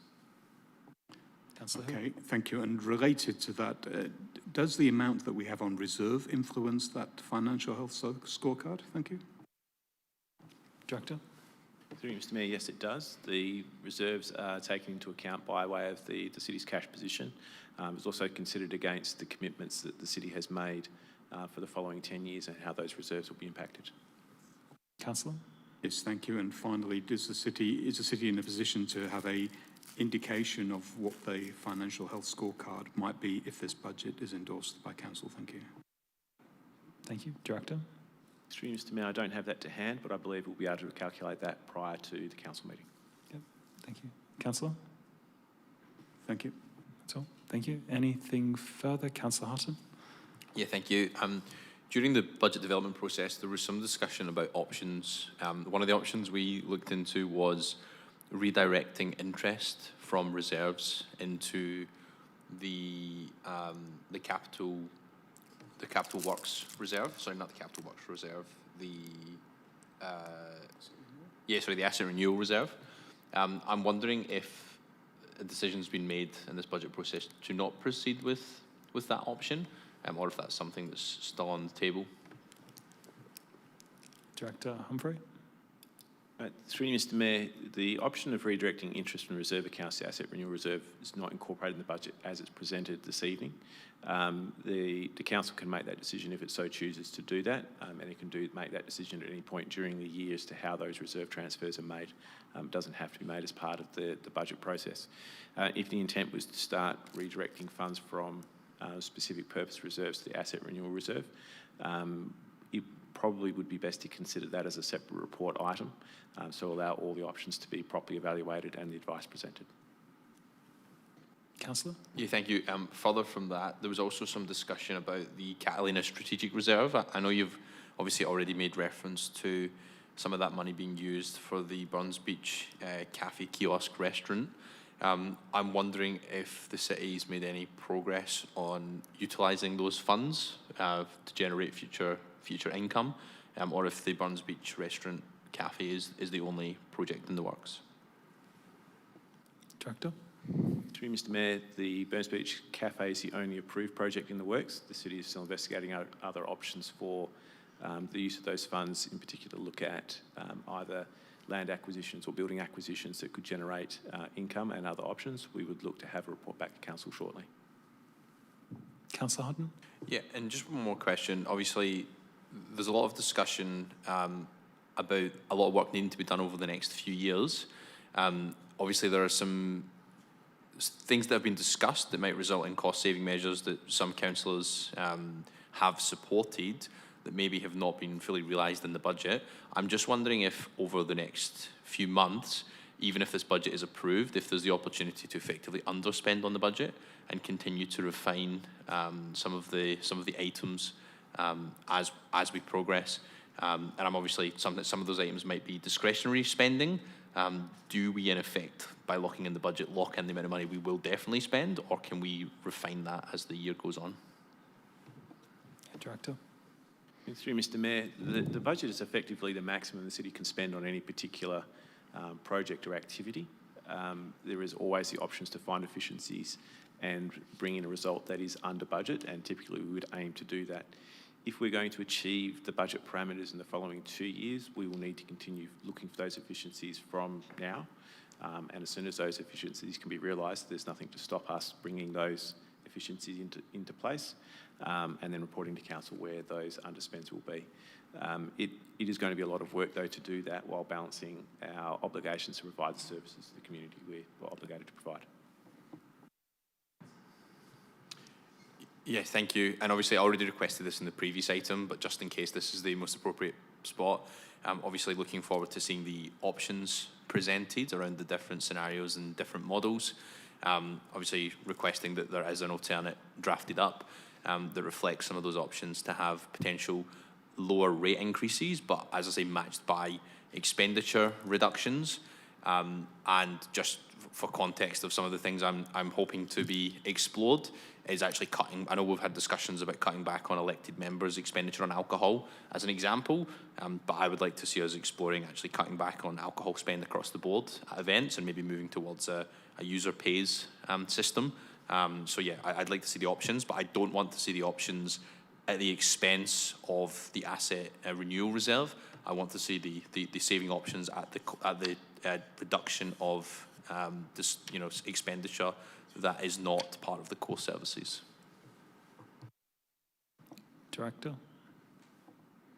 Through Mr. Mayor, I don't believe I'd be able to prepare a reduction at the moment that would not impact service provision in one way or another. I'm happy to work with Councillor Hutton on some options prior to the council meeting as to how an amendment could be worded and how that might be able to be implemented at the council meeting. Thank you. Yeah, thank you. Anything final on the budget? Nope. Councillor Gould, Yeah. briefly. Thank you. Yeah, just briefly. It's just something for my own understanding. The 930,000 that's going to the Performing Arts Reserve, can I just get a little brief explanation of what's going on there? Director. Through Mr. Mayor, each reserve is obviously held in a bank account that generates interest. What you're seeing there in the $900,000 is the interest that those term deposits are generating. For accounting purposes, that's recognised as revenue and then allocated to the reserves. So it's essentially the interest on the reserve. Thank you, Councillor. We'll move to the next item, item 1214, update on the state and federal election commitments.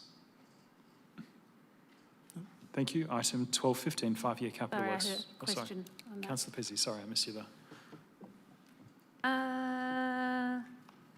Can I just get some clarification on, with each of these, and you don't need to give it tonight, but of what the city's commitment is with each of these projects on top of the state members, what the state members' funding is? Free Mr. Mayor, I can provide that now. Currently, there's no city commitment for any of these projects, except those that were previously identified in a five-year capital works program. If you look at the new ones, the Kingsley Park storage, the $80,000 for the Malaloo Surf Lifesaving Club, which is the feasibility study, and the $880 for the Aluka District Open Space, that is election commitment. There is a previous city project to look at power upgrades for the Aluka Sport Facility. That is for the wider flood lighting requirements, sport lighting requirements. However, the component of the state government component is no extra city funding provided for those.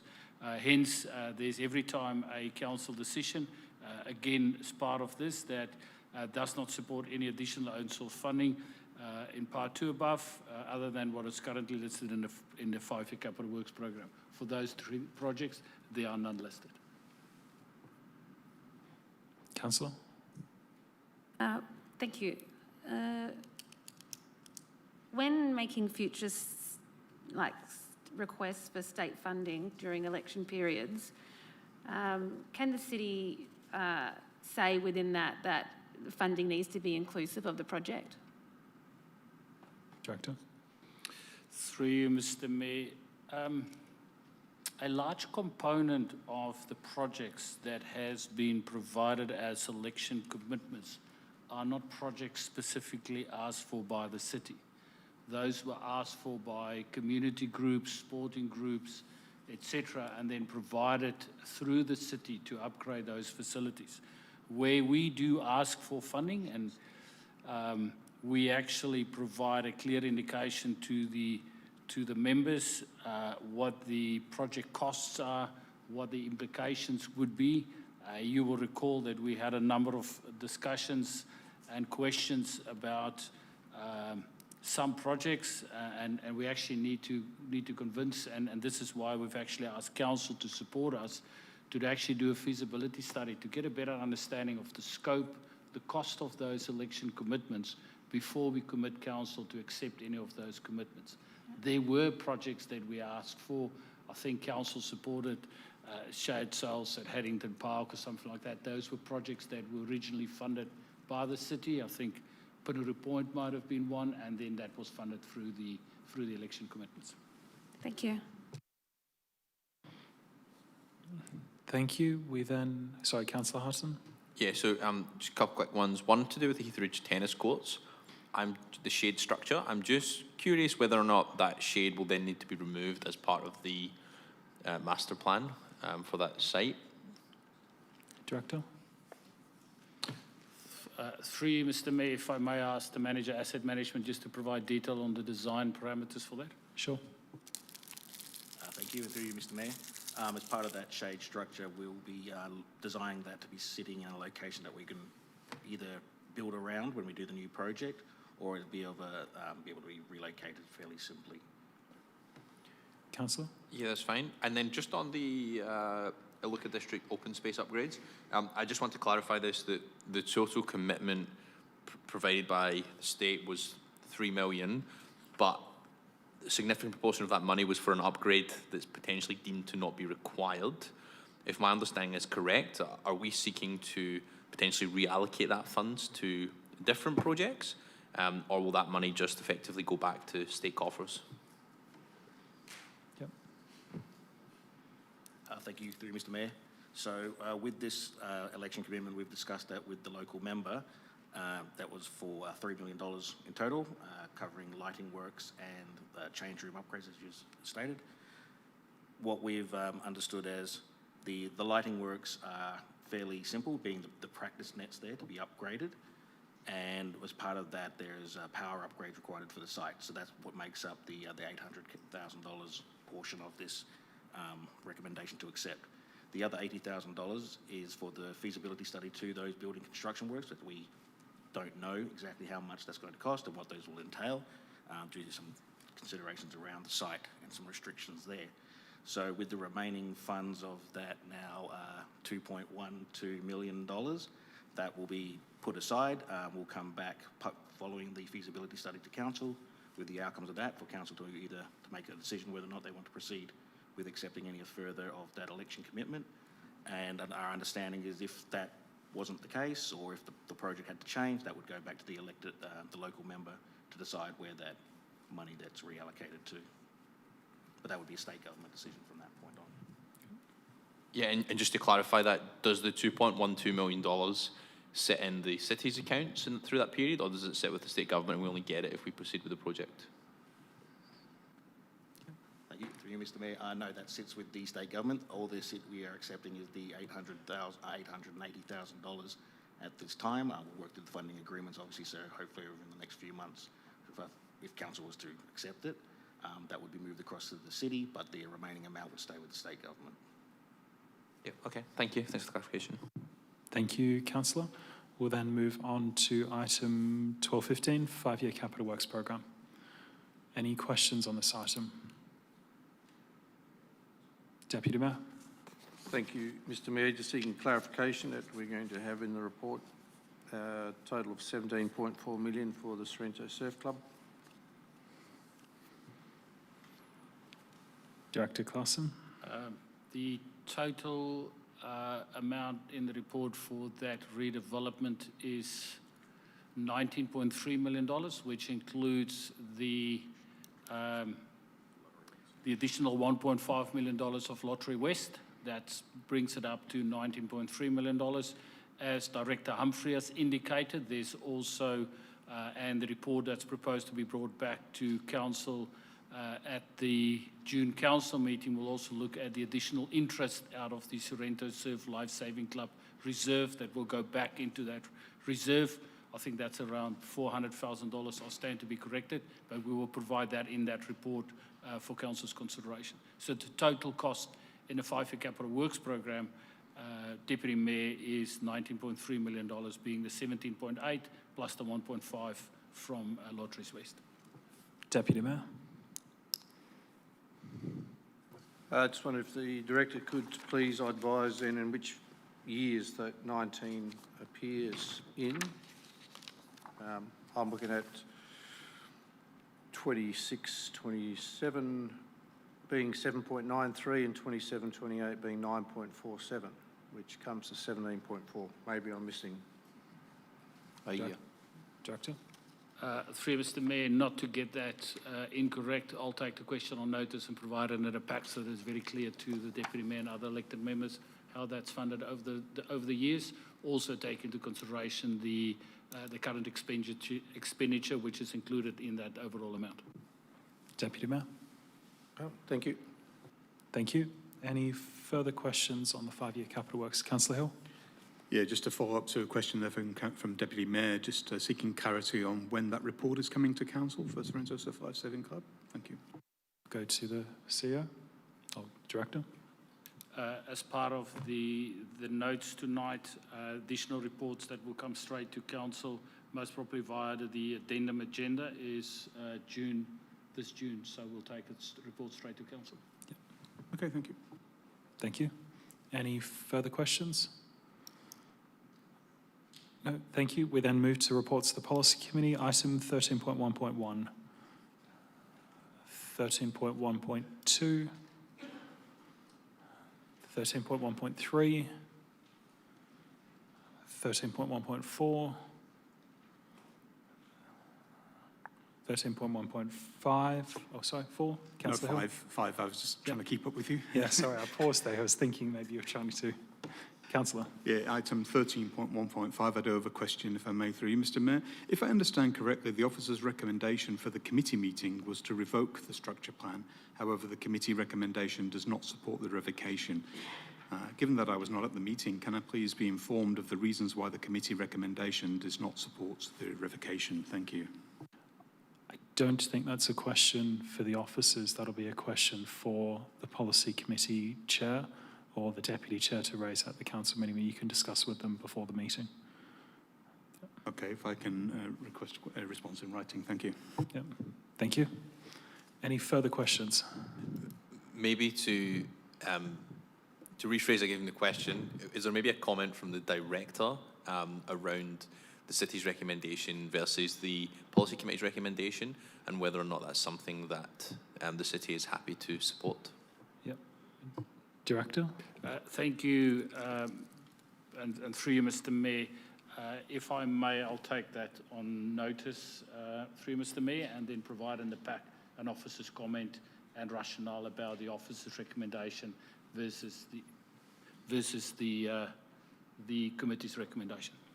Yeah.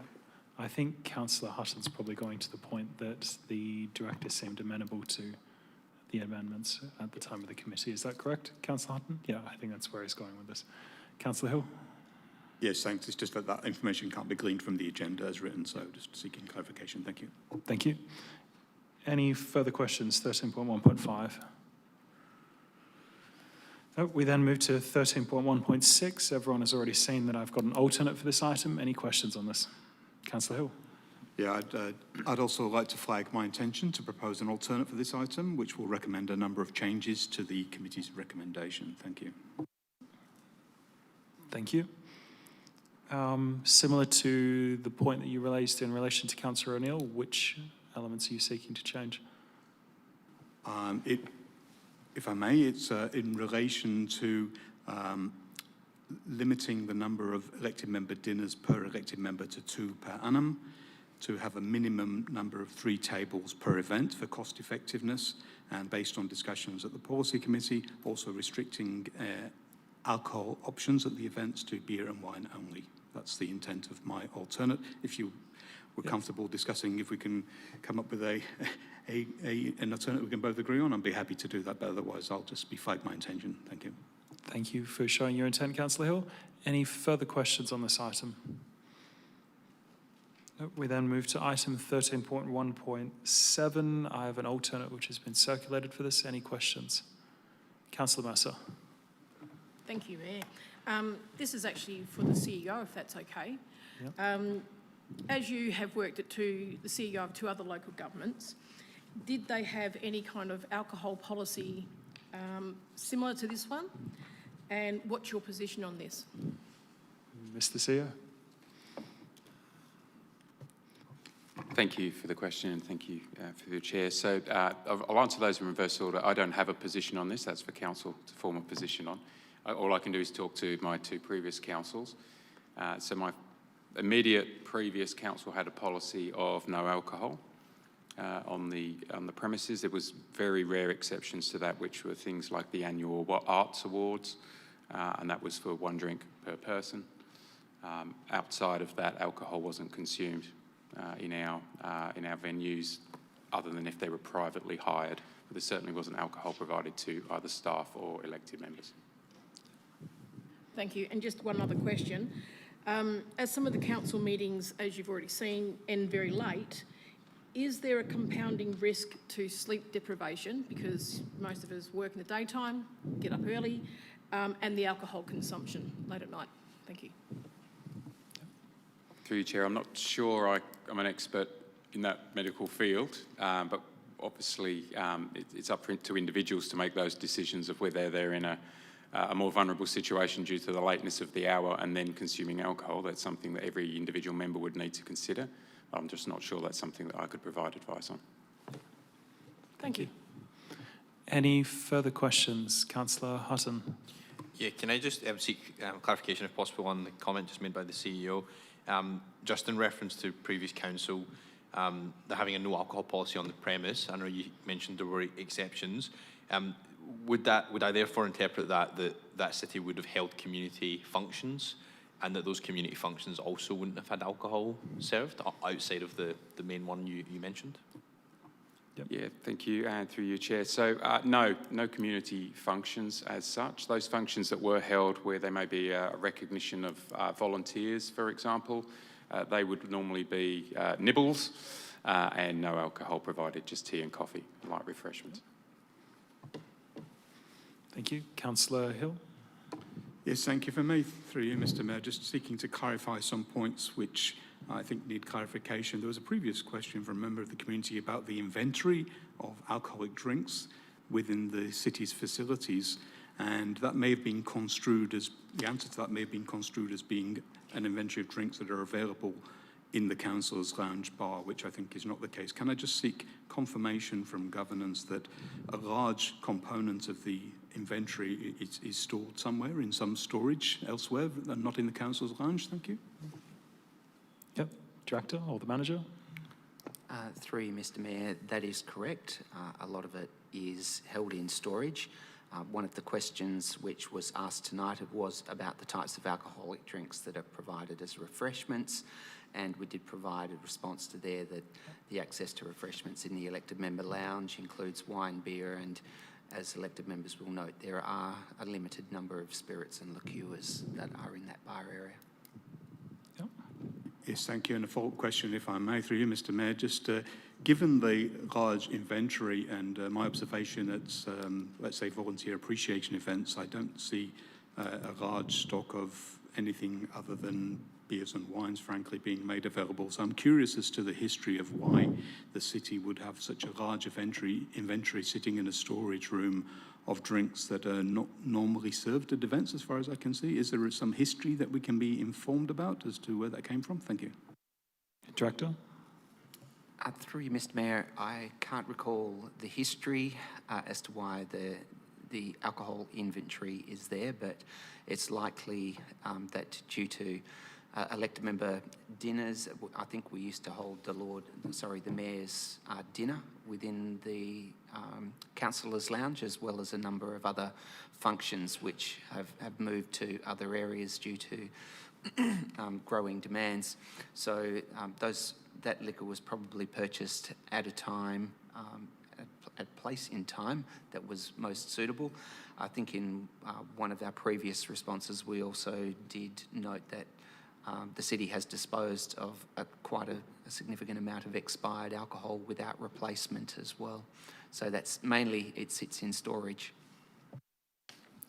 Yep. And finally, if I may, just to clarify then, I think we're pretty clear now that from the current elected members, there appears to be no routine ordering of alcoholic drinks, and my assumption is that any restocking of the inventory that's held pretty much in storage is done by the city administration primarily to cater for civic functions. Is that correct? Thank you.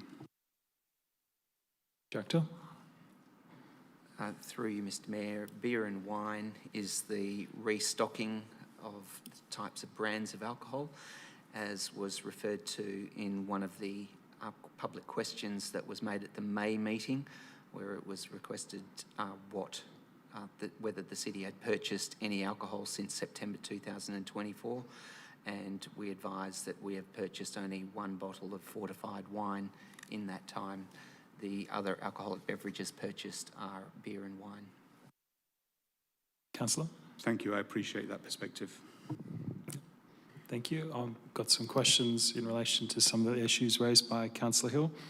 At the May meeting, there was a list of beer and wine and other types of alcohol which were available in the Councillors' Lounge. Can the administration confirm that a large number of those are in stock or have been in stock in the bar recently in the elected members' lounge? So the spirits and liqueurs, for example. Sorry, Mr. Mayor, if you could clarify. I don't think all of those liqueurs and spirits are in stock behind the bar. I'm saying, can you confirm that many of them have been in stock behind the bar recently, within the last 12 to 18 months? I think that, through Mr. Mayor, I think that they have been. We don't draw a line on the bottles to see whether anybody has taken any shots or anything from them, and we're not replacing them at all. So I'm not too sure whether there is any consumption of spirits in the Councillors' Lounge. The stock take that arrived at the $1,000 was due to the wine and beer that, or empty bottles that was left behind, and a calculation made in that regard. It wasn't quite the question, but I'll go to Councillor May. Thank you, Mr. Mayor. Has the city ever considered having a vending machine ever out in the foyer area or in the Councillors' Lounge for staff or even members of the public to access various non-alcoholic snacks and drinks, maybe even Pepsi Max? I think I'm going to strike that question out as not relevant to the item for members of the public to access drinks and snacks. This is about the elected members' entitlement and specifically about particular clauses. Any further questions? Mr. Mayor, could Councillor Chester? Yes, thank you. Could you indulge me and return to 13.1.1.4? Thank you. So 13.1.4, we will come back to that at the end of the discussion on the elected members' entitlements. Any further questions on this item? Yeah, Councillor Count. Thank you.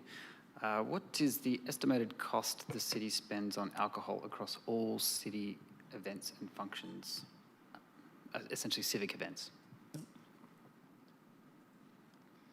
Director? Through you, Mr. Mayor, thank you for the question. I don't have the estimated annual cost for all city events, but the civic events and functions, we have an annual budget for alcoholic and non-alcoholic refreshments provided at civic events of around $38,000, and to date in 25-26 that expenditure is about $17,000. Thank Councillor? you. A couple more. Would it be fair to say that what the councillors have access to at the lounge after our meetings are essentially leftovers from these events, and the lounge bar is used to store those leftovers? Director? Through you, Mr. Mayor, the purchase of the wine and the beer is primarily for our civic events, so there is limited stock that is made available in the Councillors' Lounge for elected members to have access to. And what costs are being incurred due to councillors' specific alcohol requests? Director? Through you, Mr. Mayor, alcoholic consumption I'm taking. Requests. Sorry. Requests. As I mentioned in a previous question, I've only received one request for a fortified wine in September 2004. I'm not too sure what the cost might be, but it's probably less than $50. Yep. And I guess this one might be a bit of a tricky one to answer, being a personal nature, but if this motion was presented as primarily a cost-saving measure and the community deems alcohol to not have value in the workplace, would you help me understand why we're leaving the other $37,000 in refreshment expenses on the table? Director? Through you, Mr. Mayor, a very difficult one for me to answer because you're asking me to make a personal opinion in relation to the council's endorsement of policies, one in relation to recognition of volunteers and the other in relation to the elected member entitlements policy, of which the council has given endorsement for both of those policies and made the relevant budgetary amounts to be able to conduct both of those. Yep. Councillor? Thank you very much. I have a couple more questions for the director. So the $1,000 which was calculated previously, was that calculated, as you said in your previous answer, based on just beer and wine? Yes, that is correct, Mr. Mayor. Okay. And you didn't make a calculation of any of the other alcohol consumption that's in the lounge? Of course, you're not there to observe what is consumed. That is correct, and as I mentioned, we have not made lines on bottles to see what has been consumed or not. So there may be small amounts of spirits that's being consumed, but if there is, it is in small quantities. Has the city taken, because the city doesn't serve spirits at other civic events, has the city taken bottles of spirits or liqueurs out of stock and placed them at the bar at any time in the last 12 to 18 months? So Bailey's, for example. I'm sorry, Mr. Mayor, I don't have a response to that. I could take that question on notice and query with our relevant civic staff. Thank you. And has there been bottles of sherry that have been taken out of storage to restock the bar? Again, I don't have that information at hand. I could, again, ask our civic staff whether that has occurred or not. And so the city has no knowledge of whether, because of course you're not there if council members are drinking, you have no knowledge of whether there's been spirits or liqueurs that have been drunk? Mr. Mayor, when you say the city, I'm responding from myself in a personal nature. I have no idea or that elected members are consuming those particular spirits, and as I mentioned, I will make reference to or make inquiries with our civic event staff as to whether they can provide me with information that I can provide within the bag. Could I also have the numbers of any number of change in the bottles of spirits and liqueurs that have been taken out of storage in, say, the last 2-3 years, and then compared to the current stock take levels, if that's okay as well? Thank you, Mr. Mayor. I will ask the civic event staff, although most of them are relatively new, so I'm not sure whether there will be a record of that occurring, given that we don't undertake stock takes within the councillor's lounge area. But if there is any information, then we will provide that within the briefing pack for elected members. And then just following on a question from Councillor Count, as far as these alcoholic beverages which are in the councillor's lounge, are they all surplus from civic events? So the beer and wine are purchased for civic events as well, but the city doesn't serve spirits or liqueurs at city events, is that correct? That is correct. Okay. Councillor Hutton? Yeah, just one point of clarification. There's obviously been mention of these spirits that are sitting in stock that are being consumed at a slower rate than they go out of date. I'm just wondering if there's actually a plan of what to do with the spirits, because I know there's been commentary in this report around about the fact that if we sell alcohol to elected members, we have to get liquor licenses and the like. Are we actually going to do anything with it, or are we just going to let it expire? Can we give it to community organisations? Is there a way we can offload it instead of having it going out of date in our storage? And that's obviously whether or not we make a change to this policy or not. If we don't change the policy, it's still expiring. If we do change the policy, it's definitely expiring. So I just wonder if there's actually, an option there. Director? Through you, Mr. Mayor, if elected members were so inclined, they could move an amendment to dispose of all all spirits and liqueurs if they so wished. Otherwise, as mentioned within a question and a response that was provided at a recent meeting, some of those liqueurs are used for cooking, but probably not to the extent that might be consumed in large quantities. However, we are not using those particular liqueurs and spirits at civic functions and events, and it does lay relatively dormant within our stock. Councillor Hutton? Could I then just ask, and I'm happy for this to be taken on notice, effectively, legally, can we give away the alcohol, is the first question, and then, given it's already been purchased, and then B, if we can't give it away, is there a way we can effectively transition it out by giving it to community members effectively at these functions and events so that it's not just going out of date? I don't know, I kind of rock in a hard place. I get we're not spending money on it, but the fact that it's just sitting there and going out of date seems to be, you know, the worst of all situations. But I might be wrong on that. So I'm just wondering, legally, is there anything we can actually do to give it away to people who might be able to, I would say benefit, but be able to utilise it to whatever needs they deem necessary? Director? Through you, Mr. Mayor, I think there's a significant risk in the city giving away alcohol to community groups on both our reputation and brand. The amount of spirits and liquor which is held in stock is not significant, and if you did want to dispose of it in some way, I would rather it be poured down the sink rather than given away to community groups or people who the council thought were in some need. It might also breach some liquor licensing requirements as well. Any further questions on this? Councillor Vinciulo. Thank you. Through you, just a couple quick ones from me. Just for clarification, does the report identify any recorded abuse, conduct breach, WHS incident, complaint or operational failure arising from the current elected member lounge arrangements post-meetings? Director? Through you, Mr. Mayor, the report details all of the governance and risk matters under the Work Health and Safety Act and the responsibilities of the CEO and elected members. And we also have obligations under the Liquor Licence Act as well, which are detailed within the report. We're not aware of any recorded, abuse or incidents. And if there were any reported incidents that we were aware of, then I would have included it within the report as an escalated risk that needs to be managed. Thank you. And just a quick follow-up.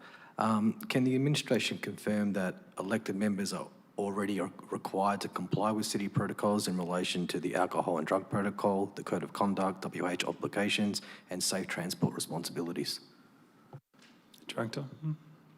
Through you, Mr. Mayor, the short answer is yes. You do have quite significant obligations as elected members, as does the CEO, as well under all of those pieces of legislation and regulations. Thank you. Any further questions? Councillor Hill? Yeah, if I may, just a very quick one regarding the petition that was submitted today but didn't appear on the agenda. Just to avoid any confusion, my understanding is that petition only relates to the issue of alcohol in the elected members' lounge and not to elected member dinners. Is that correct? That's correct. Thank you. And regarding the wording of that petition, my understanding is that at the end of the wording associated with it, it calls for something. Could I seek some clarity as to what the petition is actually calling for? I will read out the petition wording itself. A petition has been received from residents. The petition request reads as follows. We, the undersigned, respectfully request that Council amend the elected members' entitlement policy to prohibit access to alcohol provided by the city in the elected members' lounge outside of formal functions and events. Mayor Kingston first moved this reform at the council meeting held on the 24th of June 2025. In the nearly 12 months since, it's been referred, deferred, and reported back, coming to the committee 4 times, most recently on the 18th of May 2026, where a motion to make the reform was defeated by a vote of 4-3, with Councillors Chester, Count, Fishwick and Pizzey voting to retain the current policy without restriction. The City of Joondalup is facing a $12.8 million operating deficit, a $132 million infrastructure backlog, and a rate rise of up to 2% above CPI for 3 consecutive years. At the council meeting of the 26th of May 2026, the city confirmed on the public record that the elected members' lounge holds an extensive stock of beer, wine, spirits, liqueurs and fortified wine, including top-shelf spirits with no monitoring of who accesses the bar or when. We call on council to vote to end ratepayer-funded alcohol consumption in the elected members' lounge outside of formal events and functions. Okay. Councillor? Councillor O'Neill? Thank you, Mr. Mayor. Just a few quick ones, if I may. Could city staff please tell me, on average, how many drinks elected members have after a meeting of council? I think, Councillor O'Neill, that's going to be a difficult one given the officers are not there. So they might be able to count bottles of beer or which leads to something. Which leads to my point. I'm just wondering. But there's no marking on the bottles, as they said, so they can't estimate any spirits or liqueurs. Okay, so there's I'll go to the director to confirm if that's the case. Through you, Mr. Mayor, that's correct. The $1,000 estimate was based upon any empty glasses or, bottles that were left behind, and usually there'd be maybe 3 or so beer bottles and left behind, so that's the calculation was made upon that. Okay. But you couldn't tell whether one councillor had all 3 of those or 3 councillors had 1 beer bottle each? Director? Through you, Mr. Mayor, no, I couldn't because I wasn't in attendance. Great, thank you. Further question then, is the city aware of medications that affect that impair people's driving ability when mixed with alcohol? Is the city aware of any of the elected members that have any of those medications? Director? Through you, Mr. Mayor, it's probably a very personal question that might be rather forwarded to other elected members, so we're not able to comment on that, and the level of risk is subject to individuals, I guess, with regard to their personal genetic makeup and circumstances at that particular time. Yep. But council members are expected to ensure that they're fit to perform their duties and adhere to the work health and safety regulations, taking those things into account, including the code of conduct, which requires that you conduct your business not being impaired. Thank you, Director Parry. So that's also a no. Is the city, or has the city ever employed someone qualified with responsible service of alcohol qualifications after council meetings to ensure that these list of requirements are complied with? Director? Through you, Mr. Mayor, no, that's not the case, and there's only the requirement to employ someone with the responsible service of alcohol qualifications when we're conducting formal approved functions, of which having a drink following a council or a briefing session is not considered to be a formal civic function.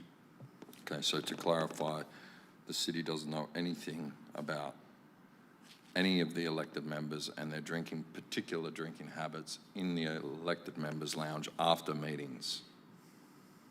Director? That is, through you, Mr. Mayor, that is correct. Thank you. That's all I needed. Yep. Any further questions? Councillor Chester. Yes, thank you, Mr. Mayor. Since the petition was raised, I do have a copy in front of me here. The question relates to the fact that it wants to prohibit access to alcohol provided by the city, but does not, and I'm asking whether this is correct, but it does not preclude elected members having their own supply, I suppose, so-called BYO, if we could have it somewhere stored. So the whole thrust seems to me to be that it's against ratepayers-funded alcohol, but certainly not being able to have a drink after a long meeting. Would that be correct? And Director? Through you, Mr. Mayor, that was one of the options that was included within the report, and if the council was so inclined to move a motion similar to that, it would need to come with some obligations on elected members in relation to the Work Health and Safety Act, and also to the CEO as the PCBU of the city. So there would be some additional obligations that would need to occur if that was to be considered. Thank you for that clarity, but I think what you're saying is it is an option which will be looked at. Thank you. Yep. Councillor Pizzey. Can I just ask a question on what you've just stated with the Work Health and Safety Act? Are those obligations that you're speaking about already obligations with the current situation? Director. Through you, Mr Mayor, could I have clarity as to which obligations are you referring to, Councillor Pizzey? The ones you just mentioned to Councillor Chester. Okay. So in reference to Councillor Chester's, Section 29, the duties of other persons at the workplace of the Act, provides that a person at a workplace, whether or not that person has another duty in this part, must take reasonable care for their own health and safety, take reasonable care that the person's acts or omissions do not adversely affect the health and safety of other persons, and comply so far as the person is reasonably able with any reasonable instruction that is given by the person conducting the business or undertaking. So you elected members are therefore responsible for their own health, safety and well-being, and need to ensure that any act or omission that they conduct doesn't affect the health, safety and well-being of themselves, which means that you need to adhere to the alcohol and drug protocol and a code of conduct for council members, not consume any alcohol if you are performing or undertaking any duties in an official capacity, and not pressure anyone to drink or make others feel embarrassed by not drinking, or responsible for ensuring they have access to safe transport home. Yes, thank you. Sorry, I'll just clarify the question. You were saying that in response to Councillor Chester's question to council providing their own, that there would be additional work health and safety requirements by council that we don't have now, and I was just wondering what they were. Through you, Mr Mayor, it is about elected members, if they were going to store alcoholic refreshments on the city premises at their own personal cost, then I think there would be a requirement from the city that elected members acknowledge and comply with their obligations under the Work Health and Safety Act, the relevant city protocols, the code of conduct as well, and that any administrative arrangements that had to give effect to that resolution would need to be authorised by the CEO. We don't, as the administration, support that particular recommendation, even though it is an option for elected members to give consideration to. Oh, thank you. Can I just get a little bit of clarification on that? So the only extra thing I can hear on that is that it needs to be approved by the CEO. There's no extra work health and safety legality on council because we have to follow those legalities anyway. Is that correct? Through you, Mr Mayor, that is correct. Thank you. Any further questions? Councillor Count. Thank you. Just following on what Councillor Hutton mentioned before regarding expired alcohols being thrown out, it did make me think that we seem to be buying alcohols to sit on the shelf to then throw out later, but since no councillors have requested spirits, when was the last time the city purchased spirits? Is this for any kitchen events or? Director? Through you, Mr Mayor, we have no prior knowledge of that prior to September 2024, mainly due to the fact that staff have turned over.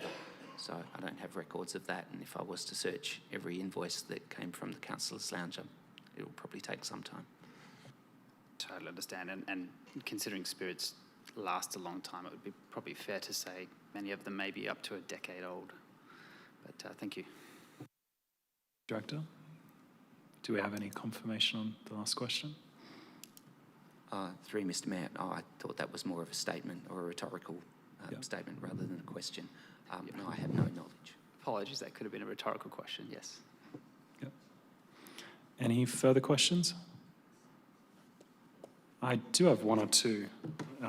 It's about the service of alcohol after other events, when there's Mindarie Regional Council, Cashlina events, or Wolga events that have been held here. I know at the committee meeting, it was suggested that alcohol is available in the lounge after those events. Is that correct?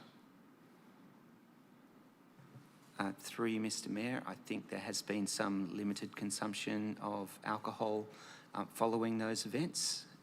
And one of the items within the report is that when considering whether alcohol should remain in the councillors' lounge, that one of those matters should be, consideration should be given as to whether the council wishes to continue to allow the serving of alcohol for the Wolga meetings, the Catalina and Mindarie Regional Council meetings. I can't speak for the Catalina and Mindarie Regional Council meetings, but I'm quite sure during the Wolga ones it's very limited or practically nil, because dinner is served prior to those particular meetings. But afterwards, if they had drinks, the city wouldn't know? The administration? Through Mr. Mayor, I have not attended anything following those meetings, so I'm not sure whether elected members have invited others into the councillors' lounge following those meetings. Given that this policy is entitlement for Joondalup councillors but not others, if there was service of alcohol to others, would that be a breach of the policy then?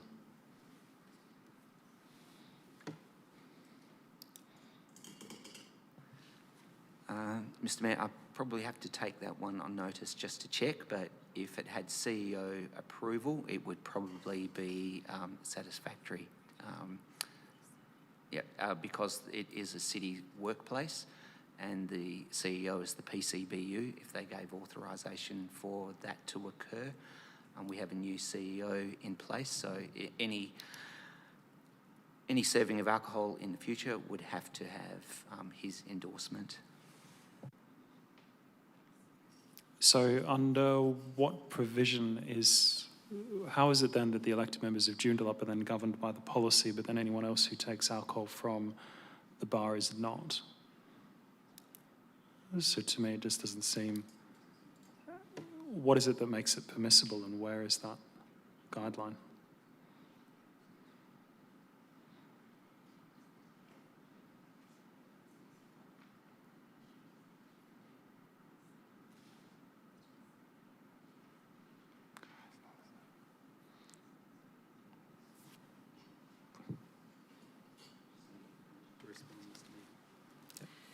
Thank you, Mr. Mayor, for the question. My understanding would be it would change the type of function if there were external members that joined the function. So at the moment, the Elected Members Entitlements Council policy obviously allows access to refreshments in the Elected Members Lounge. Where external parties were at a gathering, that would become more of an official function. And in those circumstances, we would seek approval from the CEO as to whether or not alcohol could be served if it wasn't one of our standard civic events or functions. So when was the last approval sought from the CEO for approval of alcohol at those events, given it's an official event, an official function? Through you, Mr. Mayor, I don't have that on record, but it has previously been raised, and questions from elected members and the CEO at the time, James Pearson, did provide a level of authorisation for consumption of alcohol on city sites. Whether it extended to Wolga and regional council meetings, I cannot recall. And do we have a list of the alcohol which has been in stock in the bar at any time in the last 12 months? Not just recently, because I know there's been changes, but before those changes as well.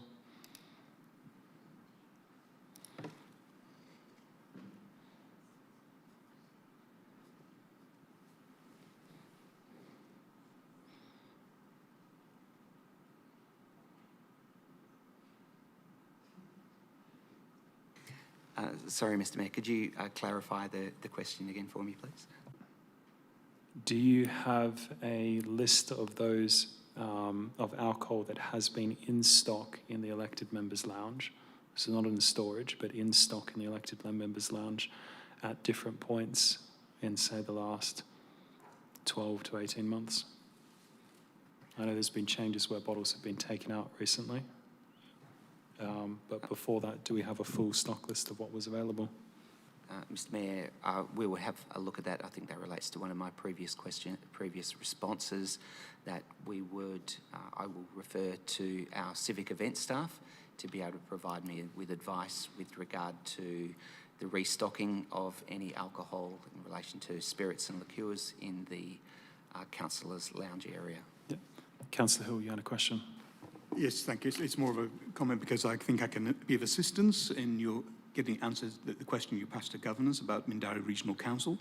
In late 2025, Mindarie Regional Council made a decision that all future meetings of MRC would take place at the City of Stirling, with the exception of the December meeting, which is at the City of Perth. So we no longer have MRC meetings hosted in City of Joondalup. Yep. I think the question was more for those events that have been held or are in the future. So it's not Because relevant decisions to any may future. change. So it's broader than just the MRC. Yeah. But I'm responding Any as an further MRC questions on this item? Councillor Hutton? Yeah, just further clarification on that. My understanding is there's never been any CRC meetings held at Joondalup. I don't know if that's incorrect, but during my whole term, they've always been at the City of Stirling. Yep. Yeah, and then can I just ask further to that? Whenever this discussion did come up about, I guess, reciprocal alcohol, because effectively what's happening is that if the Walga meetings maybe in Joondalup twice a year, and it's twice a year in Wanneroo, twice a year in Stirling, at those councils, it's readily sort of made available. Stay afterwards at the lounge, come and have the access to the alcohol. I haven't actually saw that happen at Joondalup personally. I usually leave straight away. But I'm just wondering, is that a consideration? Because I know there was reference in the report. To be honest, I had just assumed that was part of the arrangement. We covered dinner, we put on some, drinks afterwards for the councillors from the other councils, and they do the same. So I was just assumed that was how it happened. What I'm gathering from this is that there is no understanding, there is no arrangement. So I guess my question is, how does it currently work? How is it that we put on meals for other councils? Do we have an arrangement there? And does that arrangement not also apply to the consumption of beverages? Director? Through you, Mr. Mayor. Yep, thank you for the question. It's my understanding that it extends only to the provision of a dinner prior to those meetings occurring. There is no arrangements in place, as far as I know, in relation to reciprocity in relation to alcohol consumption. Yeah, thanks for that clarification. It's probably something I'll check with the other councils, because it seems like the other councils have the understanding that is the case. So it's probably worthwhile that be communicated to those councils, so we don't find ourselves in awkward situations where councillors from other councils expect that that's the level of service on offer. So obviously, whatever decision is made, I just think it's important that's communicated. Thank you. Any further questions? Councillor Chester? Yes, thank you, Mr. Mayor. Are councillors regarded as employees? That's a simple question. Could I have an answer from someone, please? Councillors are not employees. I'm sorry, I missed that. Oh, councillors are not employees. Well, should it not logically follow then our presence in the civic chamber and this chamber cannot be have normal workplace rules applied to them, as we've heard quoted very extensively over the last few weeks? We're not employees, then we're not operating in a workplace, I would have thought. The question is,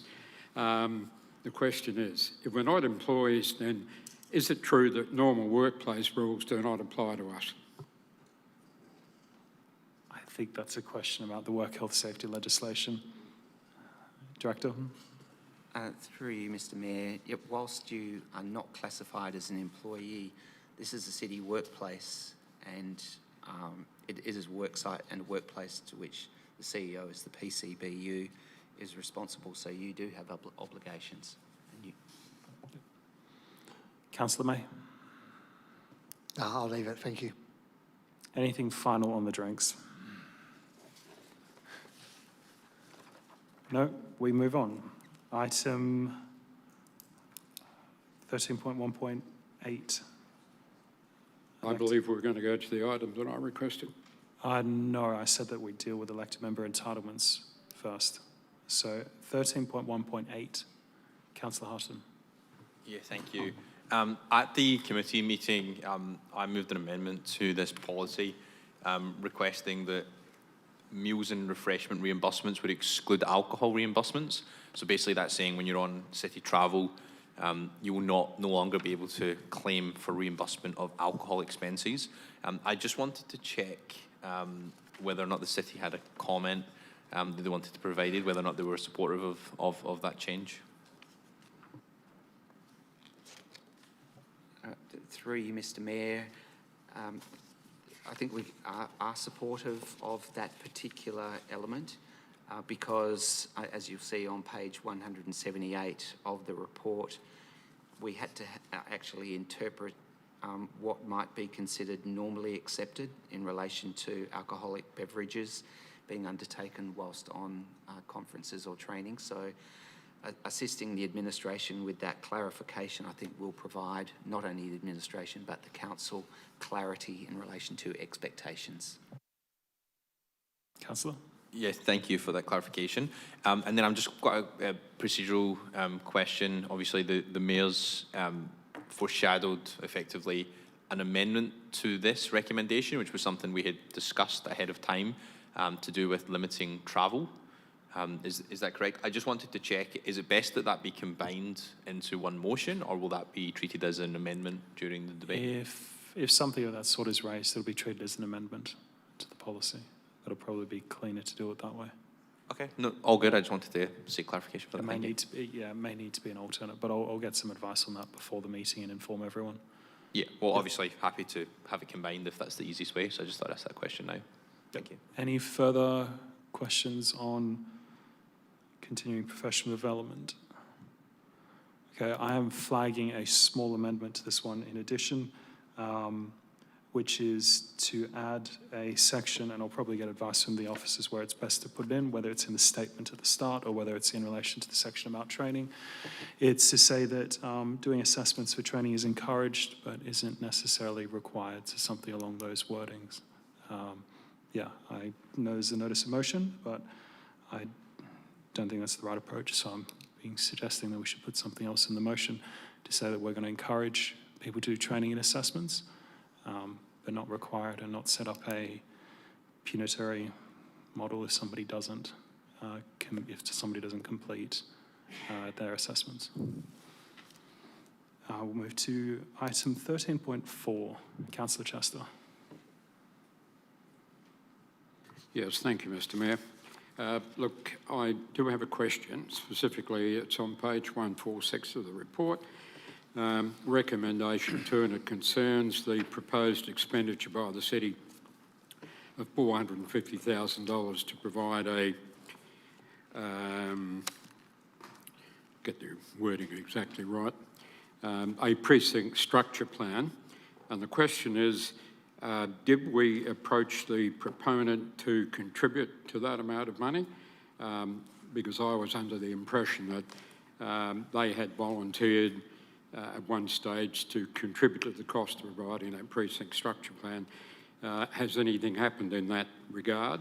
And just a further question too, I believe there was a mediation about the Warwick Quarter recently, and I haven't heard anything about the outcome. Can anyone provide me with that information? Thank you, Councillor. The mediation will have to be taken on notice because it's confidential. The other first question, Director. Through you, Mr. Mayor, my understanding is that no, we did not approach the proponent, and neither did they offer to contribute. Yep. Councillor. Well, I must say that's a bit disappointing because I believe primarily it's their responsibility, but it is as it is. Thank you. Yep. Anything further? No, we then move to item 13.1.9.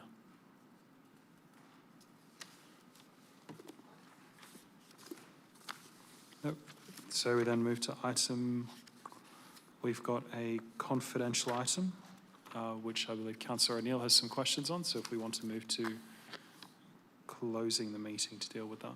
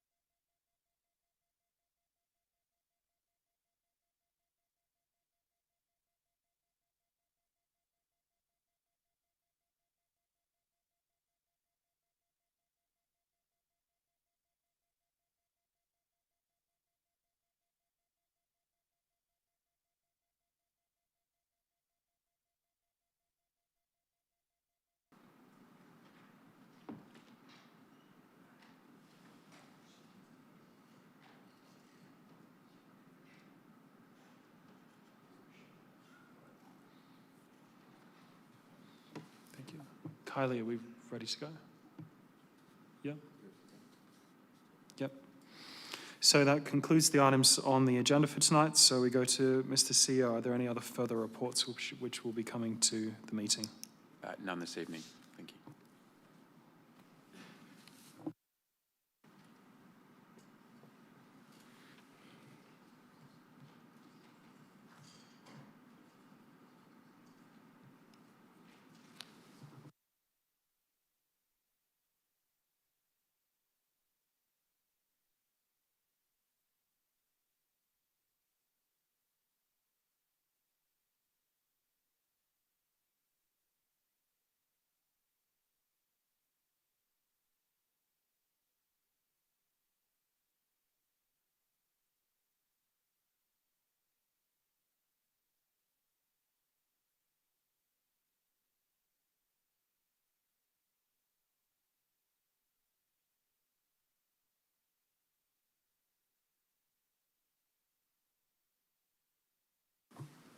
Apologies, Mr. Mayor. There are three that are flagged.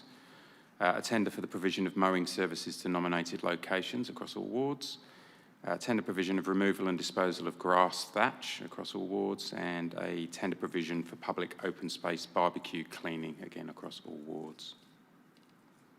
And I can also advise the following report will be listed in the council addendum agenda to be held on the Tuesday, the 23rd of June, which is the Sorrento Surf Lifesaving Redevelopment Project, as mentioned earlier. Thank you. And that concludes all the items on the agenda. So, Mr. CEO, any further reports from the committees? No, Mr. Mayor, thank you. And any further reports from the CEO? Not this evening, thank you. Thank you. Urgent business will be dealt with at the council meeting. Motions of which previous notice have been given. There is two from Councillor Pizzey. Are there any other further motions? Councillor O'Neill. Thank you, Mr. Mayor. I'm working with the city on something and just waiting for some information. I may have another notice of motion. Thank you. And anybody else? Councillor Chester? Yes, thank you, Mr. Mayor.